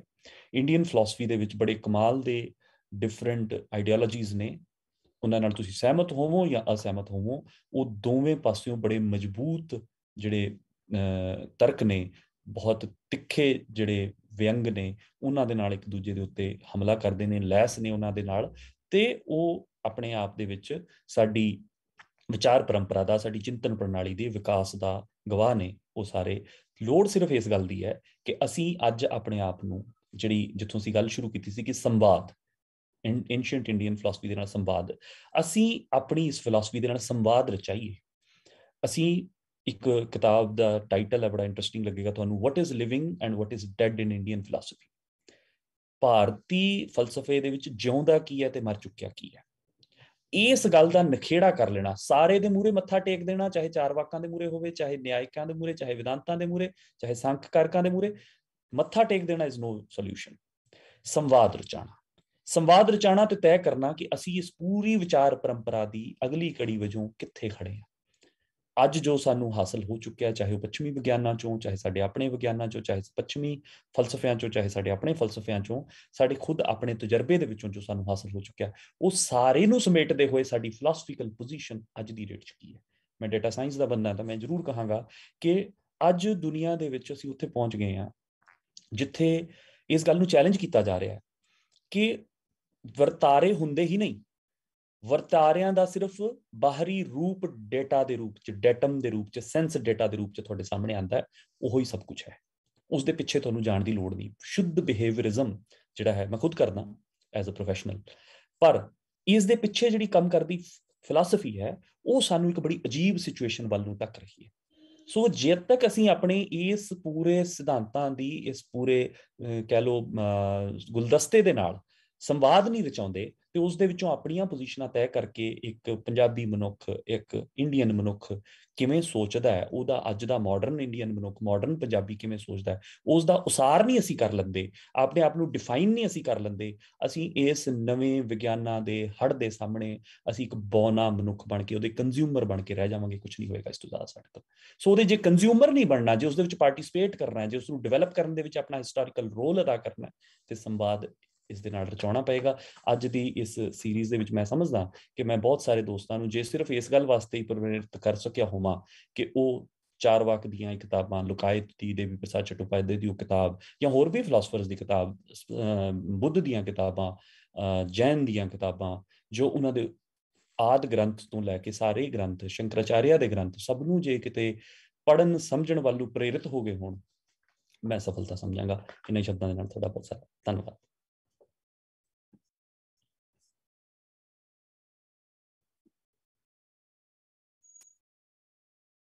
ਉੱਤੇ ਹੈਰਾਨ ਵੀ ਹੋ ਰਹੇ ਸੀ ਅਤੇ ਉਹਨਾਂ ਨੂੰ ਇੱਦਾਂ ਲੱਗ ਰਿਹਾ ਸੀ, ਉਹ ਕਮੈਂਟਸ ਦੇ ਵਿੱਚ ਲਿਖ ਰਹੇ ਸੀ ਕਿ ਅਸੀਂ ਇਹ ਗੱਲਾਂ, ਇੱਦਾਂ ਦੀਆਂ ਗੱਲਾਂ ਵੀ ਹੁੰਦੀਆਂ ਨੇ। ਅਤੇ ਸਰ ਮੈਨੂੰ ਗੱਲ ਤੁਹਾਡੀ ਸੁਣਦੇ ਸੁਣਦੇ ਅਤੇ ਮੈਨੂੰ ਇੱਕ ਸਾਡੇ ਹੁਣ ਇਸ ਵੇਲੇ ਪੰਜਾਬ ਦੇ ਇੱਕ ਵੱਡੇ ਪੋਲੀਟੀਸ਼ੀਅਨ ਦੇ ਇੱਕ ਕੁਛ ਵਾਕ ਯਾਦ ਆਏ। ਉਹ ਕਿਸੇ ਇੰਟਰਵਿਊ ਦੇ ਵਿੱਚ ਕਹਿ ਰਹੇ ਸੀ ਕਿ ਇਹ ਜਿਹੜੀਆਂ ਹਿਊਮੈਨਿਟੀਜ਼ ਦੇ ਵਿਸ਼ੇ ਹੁੰਦੇ ਨੇ ਵੀ ਇਹਨਾਂ ਦੀ ਕੀ ਜ਼ਰੂਰਤ ਆ, ਹੁਣ ਜਿਹੜੀ ਐਜੂਕੇਸ਼ਨ ਆ ਉਹ ਤਾਂ ਬਸ ਹੁਣ ਉਹਨੂੰ ਐਂਪਲੋਏਬਿਲਿਟੀ ਦੇ ਨਾਲ ਜੋੜ ਦਿਓ, ਅਤੇ ਇਹਨਾਂ ਦੀ ਕੀ ਜ਼ਰੂਰਤ ਆ। ਅਤੇ ਮੈਨੂੰ ਲੱਗਦਾ ਸੀ ਵੀ ਉੱਥੇ ਹੀ ਅਸੀਂ ਆਪਾਂ ਦੇਖ ਲੈਂਦੇ ਹਾਂ ਕਿ ਸਾਡੇ ਵਿੱਚ ਜਿੱਥੋਂ ਵਿਜ਼ਨ ਆਉਣਾ ਸਾਡਾ, ਅਤੇ ਉਹਨਾਂ ਚੀਜ਼ਾਂ ਨੂੰ ਤਾਂ ਅਸੀਂ ਅੱਖੋਂ ਪਰੋਖੇ ਕਰ ਰਹੇ ਹਾਂ। ਅਤੇ ਇਹ ਬੜੀਆਂ ਮਤਲਬ ਲੋਕ ਜਦੋਂ ਸੁਣਦੇ ਹਾਂ ਤਾਂ ਉਹਨਾਂ ਨੂੰ ਲੱਗਦਾ ਕਿ ਇਹ ਬੜੀਆਂ ਚੀਜ਼ਾਂ ਇੰਪੋਰਟੈਂਟ ਨੇ। ਜਿਵੇਂ ਫਿਲਾਸਫੀ ਦੇ ਵਿੱਚ ਮੈਂ ਸਟਾਰਟਿੰਗ ਦੇ ਵਿੱਚ ਮੈਨੂੰ ਲੱਗਦਾ ਕਿ ਮੈਂ ਹੀ ਮੇਰੀਆਂ ਗੱਲਾਂ ਬਾਤਾਂ ਦੇ ਵਿੱਚ ਮੈਂ ਬਾਈਨਰੀ ਬਣਾਉਣ ਦੀ ਕੋਸ਼ਿਸ਼ ਕਰਦੀ ਸੀ ਕਿ ਮੈਂ ਮਟੀਰੀਅਲਿਜ਼ਮ ਨੂੰ ਵੈਸਟ ਦੇ ਨਾਲ ਜੋੜ ਦਿੱਤਾ ਸੀ ਅਤੇ ਆਈਡਲਿਜ਼ਮ ਨੂੰ ਇੰਡੀਆ ਦੇ ਨਾਲ ਜੋੜ ਦਿੱਤਾ ਸੀ। ਅਤੇ ਤੁਹਾਡੀ ਗੱਲਬਾਤ ਤੋਂ ਇਹ ਮਤਲਬ ਬੜਾ ਬਖੂਬੀ ਇਹ ਗੱਲ ਉੱਭਰ ਕੇ ਆਈ ਹੈ ਕਿ ਮਟੀਰੀਅਲਿਜ਼ਮ ਦੇ ਵੀ ਬੜੇ ਅੰਸ਼ ਸਾਡੀ ਜਿਹੜੀ ਫਿਲਾਸਫੀ ਹੈਗੀ ਇੰਡੀਅਨ ਫਿਲਾਸਫੀ ਉਹਦੇ ਵਿੱਚ ਪਏ ਨੇ, ਅਤੇ ਸਾਨੂੰ ਖੰਗਾਲਣ ਦੀ ਜ਼ਰੂਰਤ ਆ। ਹੋ ਸਕਦਾ ਕਿ ਜਿਹੜੀ ਇੱਕ ਡੋਮੀਨੈਂਟ ਜਿਹੜੀ ਧਿਰ ਆ ਉਹ ਹਾਵੀ ਹੋਵੇ ਕਿਤੇ ਨਾ ਕਿਤੇ, ਬਟ ਆਪਾਂ ਨੂੰ ਉਹਨੂੰ ਦੇਖਣ ਦੀ ਅਤੇ ਮੁੜ ਵਿਚਾਰਨ ਦੀ ਜ਼ਰੂਰਤ ਆ। ਅਤੇ ਦੂਜੀ ਗੱਲ ਸਰ, ਮੈਨੂੰ ਲੱਗਦਾ ਕਿ ਤੁਹਾਡੇ ਜਿਵੇਂ ਕਿ ਅਸੀਂ ਵੀ ਲਗਾ ਦਿੱਤਾ ਸੀ ਡਾਟਾ ਸਾਇੰਟਿਸਟ, ਅਤੇ ਉਹ ਤਾਂ ਹੁਣ ਬਿਲਕੁਲ ਹੀ ਸੁਣਨ ਤੋਂ ਬਾਅਦ ਲੋਕਾਂ ਨੂੰ ਲੱਗਾ ਹੋਏਗਾ, ਜਿਹੜੇ ਸਾਡੇ ਸਰੋਤੇ ਹੋਣਗੇ ਉਹਨਾਂ ਨੂੰ ਲੱਗਾ ਹੋਏਗਾ ਕਿ ਬਿਲਕੁਲ ਹੀ ਅਲੱਗ ਸੀ ਲੈਕਚਰ ਸਰ ਇਹ। ਅਤੇ ਸਾਡੇ ਜਿਹੜੇ ਪਹਿਲਾਂ ਵੀ ਲੈਕਚਰ ਹੋਏ ਆ ਉਹਨਾਂ ਦੇ ਵਿੱਚ ਵੀ ਕਿਸੇ ਟਾਈਟਲ ਦੇ ਵਿੱਚ ਫਿਲਾਸਫੀ ਆਇਆ ਹੋਏਗਾ ਮੈਨੂੰ ਲੱਗਦਾ, ਬਟ ਜਿਹੜਾ ਅੱਜ ਸੀ ਅਤੇ ਸਾਨੂੰ ਜਿਵੇਂ ਇੱਦਾਂ ਲੱਗ ਰਿਹਾ ਸੀ ਕਿ ਅਸੀਂ ਬਿਲਕੁਲ ਹੀ ਇੱਕ ਉਹਨੂੰ ਉਹਦੇ ਨਾਲ ਜੁੜ ਕੇ ਸੁਣ ਰਹੇ ਹਾਂ, ਅਤੇ ਨਵੀਆਂ ਚੀਜ਼ਾਂ ਜਿਹੜੀਆਂ ਹੈਗੀਆਂ ਸੀਗੀਆਂ ਅਤੇ ਚੀਜ਼ਾਂ ਤਾਂ ਪੁਰਾਣੀਆਂ ਸੀ, ਅਤੇ ਬਟ ਅਸੀਂ ਉਹਨਾਂ ਦੇ ਨਾਲ ਪਹਿਲੀ ਵਾਰ ਮੁਖਾਤਬ ਹੋ ਰਹੇ ਹਾਂ। ਅਤੇ ਸਰ ਸਾਡੀ ਇੱਕ ਰੀਤ ਆ ਕਿ ਅਸੀਂ ਜਿਵੇਂ ਲੈਕਚਰ ਜਦੋਂ ਸਾਡਾ ਖ਼ਤਮ ਹੁੰਦਾ ਅਤੇ ਬਹੁਤ ਸਾਰੇ ਸਾਡੇ ਦੋਸਤ ਜੁੜੇ ਹੋਏ ਹੁੰਦੇ ਨੇ ਸਾਡੇ ਨਾਲ, ਉਹਨਾਂ ਵਿੱਚ ਬਹੁਤ ਸਾਰੇ ਪੁਰਾਣੇ ਵੀ ਨੇ ਦੋਸਤ ਅਤੇ ਕੁਛ ਨਵੇਂ ਵੀ ਜੁੜ ਜਾਂਦੇ ਨੇ ਹਰ ਵਾਰ, ਅਤੇ ਅਸੀਂ ਉਹਨਾਂ ਦੇ ਨਾਮ ਬੋਲਦੇ ਹੁੰਦੇ ਹਾਂ ਜਿਹੜੇ ਕੌਮੈਂਟ ਕਰਦੇ ਆ। ਅਤੇ ਉਹਨਾਂ ਦੇ ਵਿੱਚ ਸਭ ਤੋਂ ਪਹਿਲਾਂ professor Harpreet Singh, Karampal Singh, Surinder Khanna ji, Harjinder Singh research scholar Punjabi university Patiala ਤੋਂ, Taran Gupta ji, Ashima Sahni, Shami Punjabi, professor Baljit Singh ji, professor Kulvir Kaur, professor Sarabjit Singh, Jasvir Chauhan, Ramandeep Singh, Harkamal Kaurpal, Malkit Singh, Amarjit Kaur, professor Harpal Singh Chandigarh ਤੋਂ, ਬੇਅੰਤ ਸਿੰਘ, ਮਨਜੀਤ ਸਿੰਘ ਗਿੱਲ, ਸੁਖਮਨਪ੍ਰੀਤ ਕੌਰ। ਇਹ ਸੁਣ ਤੇ ਹੋਰ ਵੀ ਬਹੁਤ ਸਾਰੇ ਰਹੇ ਸੀ, ਇਹ ਉਹ ਦੋਸਤ ਸੀ, ਉਹ ਸਰੋਤੇ ਸੀ ਪੰਜਾਬ ਦਰਸ਼ਨ ਦੇ ਜਿਹਨੇ ਕੁਛ ਕੌਮੈਂਟ ਵੀ ਕੀਤੇ। ਅਤੇ ਸਰ ਇੱਕ ਦੋ ਸਵਾਲ ਵੀ ਸੀ, ਜੇ ਤੁਹਾਡੀ ਇਜਾਜ਼ਤ ਹੋਵੇ ਤਾਂ ਮੈਂ ਉਹ ਪੁੱਛ ਲਾਂ ਜੀ। ਜ਼ਰੂਰ ਜ਼ਰੂਰ ਜ਼ਰੂਰ ਜ਼ਰੂਰ ਬਿਲਕੁਲ। ਹਾਂਜੀ ਸਰ, ਇੱਕ ਮਲਕੀਤ ਸਿੰਘ ਜੰਡਿਆਲਾ ਹੋਣਾ ਦਾ ਸੀ ਇੱਕ ਸਵਾਲ। ਉਹ ਕਹਿੰਦੇ ਵੀ ਜਿਹੜੀਆਂ ਵਿਦਾਸ ਦੀਆਂ ਸ਼ਾਖਾਵਾਂ ਨੇ ਉਹ 11,000 ਦੇ ਤਕਰੀਬਨ ਨੇ, ਅਤੇ ਉਹਨਾਂ ਦੀਆਂ ਜਿਹੜੀਆਂ ਅਲੱਗ-ਅਲੱਗ ਵਿਚਾਰਧਾਰਾਵਾਂ ਹਨ ਅਤੇ ਉਹ ਹੁਣ ਵੀ ਪਾਈਆਂ ਜਾਂਦੀਆਂ ਹਨ, ਉਹਨਾਂ ਦੀ ਐਗਜ਼ਿਸਟੈਂਸ ਹੁਣ ਵੀ ਹੈ। ਜਿਵੇਂ ਤੁਸੀਂ ਵੀ ਦੱਸ ਰਹੇ ਸੀ ਕਿ ਵਿਦਾਸ ਨੂੰ ਅਸੀਂ ਇੱਕ ਨਹੀਂ ਵਿੱਚ ਬੰਨ੍ਹ ਸਕਦੇ, ਅਤੇ ਉਹਨਾਂ ਵਿੱਚ ਹੁਣ ਵੀ ਕੋਈ ਪਾਈਆਂ ਜਾਂਦੀਆਂ ਹਨ? ਨਹੀਂ, ਬਹੁਤ ਉਹਨਾਂ 'ਚੋਂ ਬਹੁਤ ਸਾਰੀਆਂ ਐਕਸਟਿੰਕਟ ਹੋ ਗਈਆਂ, ਕਿਉਂਕਿ ਇਹ ਵਰਬਲ ਟ੍ਰੈਡੀਸ਼ਨ ਸੀ। ਜਿਹੜੇ ਅਖਾੜੇ ਨੇ ਉਹਨਾਂ ਦੀਆਂ ਪਰੰਪਰਾਵਾਂ ਨੇ, ਉਹਨਾਂ 'ਚੋਂ ਬਹੁਤ ਸਾਰੀਆਂ ਇਸ ਗੱਲ ਦੇ ਉੱਤੇ ਡਿਸਟਿੰਕਟ ਨੇ ਵੀ ਉਹਨਾਂ ਦੀਆਂ ਅਲੱਗ-ਅਲੱਗ ਇੰਟਰਪ੍ਰੀਟੇਸ਼ਨਾਂ ਨੇ, ਅਤੇ ਬਹੁਤ ਸਾਰੀਆਂ ਇਸ ਕਰਕੇ ਡਿਸਟਿੰਕਟ ਸੀ ਵੀ ਜਿਵੇਂ ਹੁਣ ਯਜੁਰਵੇਦ ਦੀ ਜਿਹੜੀ ਬਚੀ ਹੋਈ ਸ਼ਾਖਾ ਤੈਂਤਰੀਏ ਜਿਹੜੀ ਸ਼ਾਖਾ ਹੈਗੀ ਹੈ, ਤੈਂਤਰੀਏ ਮਤਲਬ ਇਹਦਾ ਨਾਮਕਰਨ ਵੀ ਇੱਦਾਂ ਦੇ ਨੇ ਜਿਵੇਂ ਤਿੱਤਰ ਤੈਤਰੀਏ ਸ਼ਾਤ, ਮਤਲਬ ਤਿੱਤਰ ਦੇ ਨਾਮ ਦੇ ਉੱਤੇ ਉਹਦਾ ਨਾਂ ਰੱਖਿਆ ਹੋਇਆ। ਸੋ ਇਹ ਸਾਡੀ ਮਤਲਬ ਨੋਮਨਕਲੇਚਰ ਜਿਹੜਾ ਸਾਡੀ ਕਿਤੇ ਨਾ ਕਿਤੇ ਟਰਾਈਬਲ ਪਾਸਟ ਦੇ ਵਿੱਚੋਂ ਆਇਆ ਹੋਇਆ, ਟੋਟਮਸ 'ਤੇ ਜਦੋਂ ਸਾਡੀ ਕਿਤੇ ਰਿਲਾਇੰਸ ਰਹੀ ਹੋਏਗੀ। ਸੋ ਬਾਕੀ ਬਹੁਤ ਸਾਰੀਆਂ ਸ਼ਾਖਾਵਾਂ ਦੇ ਵਿੱਚੋਂ ਬਹੁਤ ਹੀ ਘੱਟ ਸ਼ਾਖਾਵਾਂ ਨੇ ਜਿਹੜੀਆਂ ਬਚੀਆਂ ਹੋਈਆਂ ਨੇ। ਸੋ ਇਹ ਸ਼ੁਕਲ ਪੱਖ ਦੀ ਤੈਤਰੀਏ ਸ਼ਾਖਾ ਜਿਹੜੀ ਯਜੁਰਵੇਦ ਦੀ ਜਿਹੜੀ ਬਚੀ ਹੈ, ਬਾਕੀ ਬਹੁਤ ਘੱਟ ਨੇ, ਲੁਪਤ ਹੋ ਗਈਆਂ। ਧੰਨਵਾਦ ਸਰ। ਜਿਵੇਂ ਕਿ ਸਾਨੂੰ ਪਤਾ ਹੈ ਕਿ ਇਹ ਆਮ ਕਹਿ ਲਿਆ ਜਾਂਦਾ ਵੀ ਜਿਹੜੀ ਕੋਈ ਚੰਗੀ ਕਿਤਾਬ ਹੁੰਦੀ ਆ ਵੀ ਉਹ ਵੀ ਪਹਿਲੀ ਪੜਤ ਵਿੱਚ ਨਹੀਂ ਆਪਾਂ ਉਹਨੂੰ ਸਮਝ ਸਕਦੇ, ਅਤੇ ਮੈਨੂੰ ਜਿੰਨਾ ਕੁ ਮੈਂ ਸਮਝਿਆ ਕਿ ਸਰ ਹੋਣਾ ਦਾ ਲੈਕਚਰ ਵੀ ਇੱਦਾਂ ਦੀ ਸੀ ਕਿ ਅਸੀਂ ਇਹਨੂੰ ਵਾਰ-ਵਾਰ ਸੁਣਨਾ ਪਏਗਾ, ਅਤੇ ਅਸੀਂ ਜਿਵੇਂ ਸਾਰੇ ਲੈਕਚਰ YouTube 'ਤੇ ਪਾ ਦਿੰਦੇ ਹੁੰਦੇ ਹਾਂ। ਤੁਹਾਡੇ ਜੇ ਕੋਈ ਹੋਰ ਵੀ ਸਵਾਲ ਹੋਣਗੇ ਤੁਸੀਂ YouTube 'ਤੇ ਵੀ ਕਮੈਂਟ ਕਰ ਸਕਦੇ ਹਾਂ, ਅਤੇ ਫੇਸਬੁੱਕ ਜਿਹੜਾ ਹੈ ਪੰਜਾਬ ਦਰਸ਼ਨ ਦਾ ਪੇਜ ਉਹਦੇ ਉੱਤੇ ਵੀ ਕਮੈਂਟ ਕਰ ਸਕਦੇ ਹਾਂ, ਅਤੇ ਅਸੀਂ ਸਰ ਹੋਣਾ ਨੂੰ ਭੇਜ ਵੀ ਦੇਵਾਂਗੇ ਜੇ ਤੁਹਾਡੇ ਕੋਈ ਹੋਰ ਵੀ ਸ਼ੰਕੇ ਹੋਣਗੇ ਇਸ ਲੈਕਚਰ ਨੂੰ ਲੈ ਕੇ। ਅਤੇ ਜੇ ਸਰ ਹੋਣਾ ਕੋਲ ਫਿਰ ਵੀ ਟਾਈਮ ਹੋਏਗਾ ਤਾਂ ਅਸੀਂ ਇਹਨਾਂ ਨੂੰ ਫਿਰ ਵੀ ਬੇਨਤੀ ਕਰਾਂਗੇ ਜੇ ਕੋਈ ਉਹ ਫਿਰ ਉਹ ਗੱਲ ਰੱਖ ਸਕਦੇ ਹੋਣ। ਅਤੇ ਅੰਤ ਦੇ ਵਿੱਚ ਮੈਂ ਲੱਗਦਾ ਕਿ ਜਿਹੜੀ ਸਾਡੀ ਟੀਮ ਆ ਉਹਨਾਂ ਦਾ ਜ਼ਰੂਰ ਜ਼ਿਕਰ ਕਰ ਦੇਵਾਂ। ਸਾਡੀ ਪੰਜਾਬ ਦਰਸ਼ਨ ਦੀ ਟੀਮ ਦੇ ਵਿੱਚ professor Avtar Singh, professor Harmeet Kaur, professor Parminder Singh, doctor Kamlesh Goyal Punjabi university Patiala ਤੋਂ, ਹਰਪ੍ਰੀਤ ਸਿੰਘ ਇੰਗਲੈਂਡ ਤੋਂ, professor Dildar Singh DAV university Jalandhar ਤੋਂ, ਅਤੇ ਮਹਿਤਾਬ ਸਿੰਘ। ਇਹ ਸਾਡੀ ਟੀਮ ਹੈ ਸਾਰੀ ਜੀ।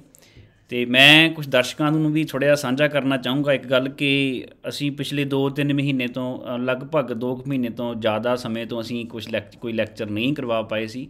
ਸਾਡੇ ਕੁਛ ਨਿੱਜੀ ਰੰਝੇਵੇ ਵੀ ਸੀ, ਅਤੇ ਕੁਛ ਅਸੀਂ ਕਮਲਜੀਤ ਸਿੰਘ ਉਹਨਾਂ ਨੂੰ ਪੁੱਛਿਆ ਹੋਇਆ ਸੀ ਕਿ ਇਹਨਾਂ ਕੋਲ ਕਦੋਂ ਟਾਈਮ ਅਵੇਲੇਬਲ ਹੋਏਗਾ। ਅਤੇ ਉਹ ਅਸੀਂ ਸੋਚਿਆ ਸੀ ਕਿ ਜਦੋਂ ਲੈਕਚਰ ਹੁਣ ਅਸੀਂ ਦੁਬਾਰਾ ਕਰਵਾਉਣਾ ਆ ਅਤੇ ਉਹ ਇਹਨਾਂ ਦਾ ਹੀ ਕਰਵਾਉਣਾ ਆ, ਅਤੇ ਇਹਨਾਂ ਨੂੰ ਜਦੋਂ ਇਹਨਾਂ ਕੋਲ ਟਾਈਮ ਅਵੇਲੇਬਿਲਿਟੀ ਹੋਈ ਅਤੇ ਅਸੀਂ ਇਹ ਦੁਬਾਰਾ ਫਿਰ ਸ਼ੁਰੂ ਕੀਤਾ। ਅਤੇ ਬਾਕੀ ਸਾਡੀ ਟੀਮ ਕੋਈ ਟਾਈਮ ਬਾਉਂਡ ਵੀ ਨਹੀਂ ਹੈ, ਕਿ ਅਸੀਂ ਇਹ ਵੀ ਨਹੀਂ ਰੱਖਿਆ ਹੋਇਆ ਕਿ ਲੈਕਚਰ ਕਰਵਾਉਣਾ ਹੀ ਕਰਵਾਉਣਾ, ਹਰ ਹਫ਼ਤੇ ਕਰਵਾਉਣਾ। ਜਦੋਂ ਸਾਡੀ ਟੀਮ ਜਿਹੜੇ ਸਪੀਕਰ ਦੇ ਲਈ ਸਹਿਮਤ ਹੋ ਜਾਂਦੀ ਹੈ ਵੀ ਇਹਨਾਂ ਦਾ ਕਰਵਾਉਣਾ ਚਾਹੀਦਾ ਲੈਕਚਰ, ਅਤੇ ਫਿਰ ਉਹਨਾਂ ਦੇ ਮਗਰ ਪੈ ਜਾਈਦਾ ਕਿ ਸਾਨੂੰ ਟਾਈਮ ਦਿਓ। ਕਈ ਵਾਰੀ ਸਾਡੇ ਜਿਹੜੇ ਬੁਲਾਰੇ ਜਿਹਨੂੰ ਅਸੀਂ ਚਾਹੁੰਦੇ ਹੁੰਦੇ ਹਾਂ ਕਿ ਉਹ ਸਾਡੇ ਆਉਣ ਸਾਡੇ ਇਸ ਪਲੇਟਫਾਰਮ ਦੇ ਉੱਪਰ, ਉਹਨਾਂ ਕੋਲ ਟਾਈਮ ਨਹੀਂ ਹੁੰਦਾ ਕਈ ਵਾਰ, ਅਤੇ ਇਸ ਕਰਕੇ ਸਾਡਾ ਕੋਈ ਬਹੁਤ ਨਿਸ਼ਚਿਤ ਨਹੀਂ ਹੁੰਦਾ ਕਿ ਅਸੀਂ ਕਰਵਾਉਣਾ ਹੀ ਆ। ਅਤੇ ਮੈਨੂੰ ਲੱਗਦਾ ਕਿ ਅੱਜ ਦਾ ਜਿਹੜਾ ਲੈਕਚਰ ਸੀ ਇਹ ਇੱਕ ਅਲੱਗ ਤਰ੍ਹਾਂ ਦਾ ਲੈਕਚਰ ਸੀ, ਅਤੇ ਇਹ ਜਜ਼ਬ ਕਰਨ ਨੂੰ ਵੀ ਟਾਈਮ ਲੱਗੂਗਾ ਸਾਰਿਆਂ ਨੂੰ। ਅਤੇ ਬਾਕੀ ਮੈਂ ਸਰ ਉਹਨਾਂ ਨੂੰ ਬੇਨਤੀ ਕਰ ਦਿੱਤੀ ਹੈ ਕਿ ਜੇ ਉਹਨਾਂ ਕੋਲ ਨੈਕਸਟ ਵੀ ਜਦੋਂ ਉਹਨਾਂ ਕੋਲ ਟਾਈਮ ਹੋਏਗਾ ਅਤੇ ਆਪਾਂ ਜ਼ਰੂਰ ਉਹਨਾਂ ਨੂੰ ਫਿਰ ਅਸੀਂ ਉਹਨਾਂ ਨੂੰ ਬੁਲਾਵਾਂਗੇ। ਸਰ ਅੰਤ ਦੇ ਵਿੱਚ ਜੇ ਤੁਸੀਂ ਕੋਈ ਗੱਲ ਕਰਨੀ ਚਾਹੋ ਤਾਂ। ਬਸ ਇੰਨਾ ਹੀ ਹੈ ਕਿ ਮੈਂ ਕਦੀ ਭਾਸ਼ਣ ਦੇਣ ਵਜੋਂ ਅਤੇ ਨਹੀਂ ਤਾਂ ਸਰੋਤੇ ਵਜੋਂ ਤਾਂ ਹਮੇਸ਼ਾ ਹੀ ਜੁੜਿਆ ਰਹੂੰਗਾ ਇਸ ਮੰਚ ਦੇ ਨਾਲ। ਆਪਾਂ ਸਾਰੇ ਜੁੜੇ ਰਹੀਏ, ਇਹੋ ਹੀ ਹਾਸਲ ਹੋਏਗਾ ਆਪਣਾ। ਟਾਈਮ ਦੇਣ ਨੂੰ ਜੀ।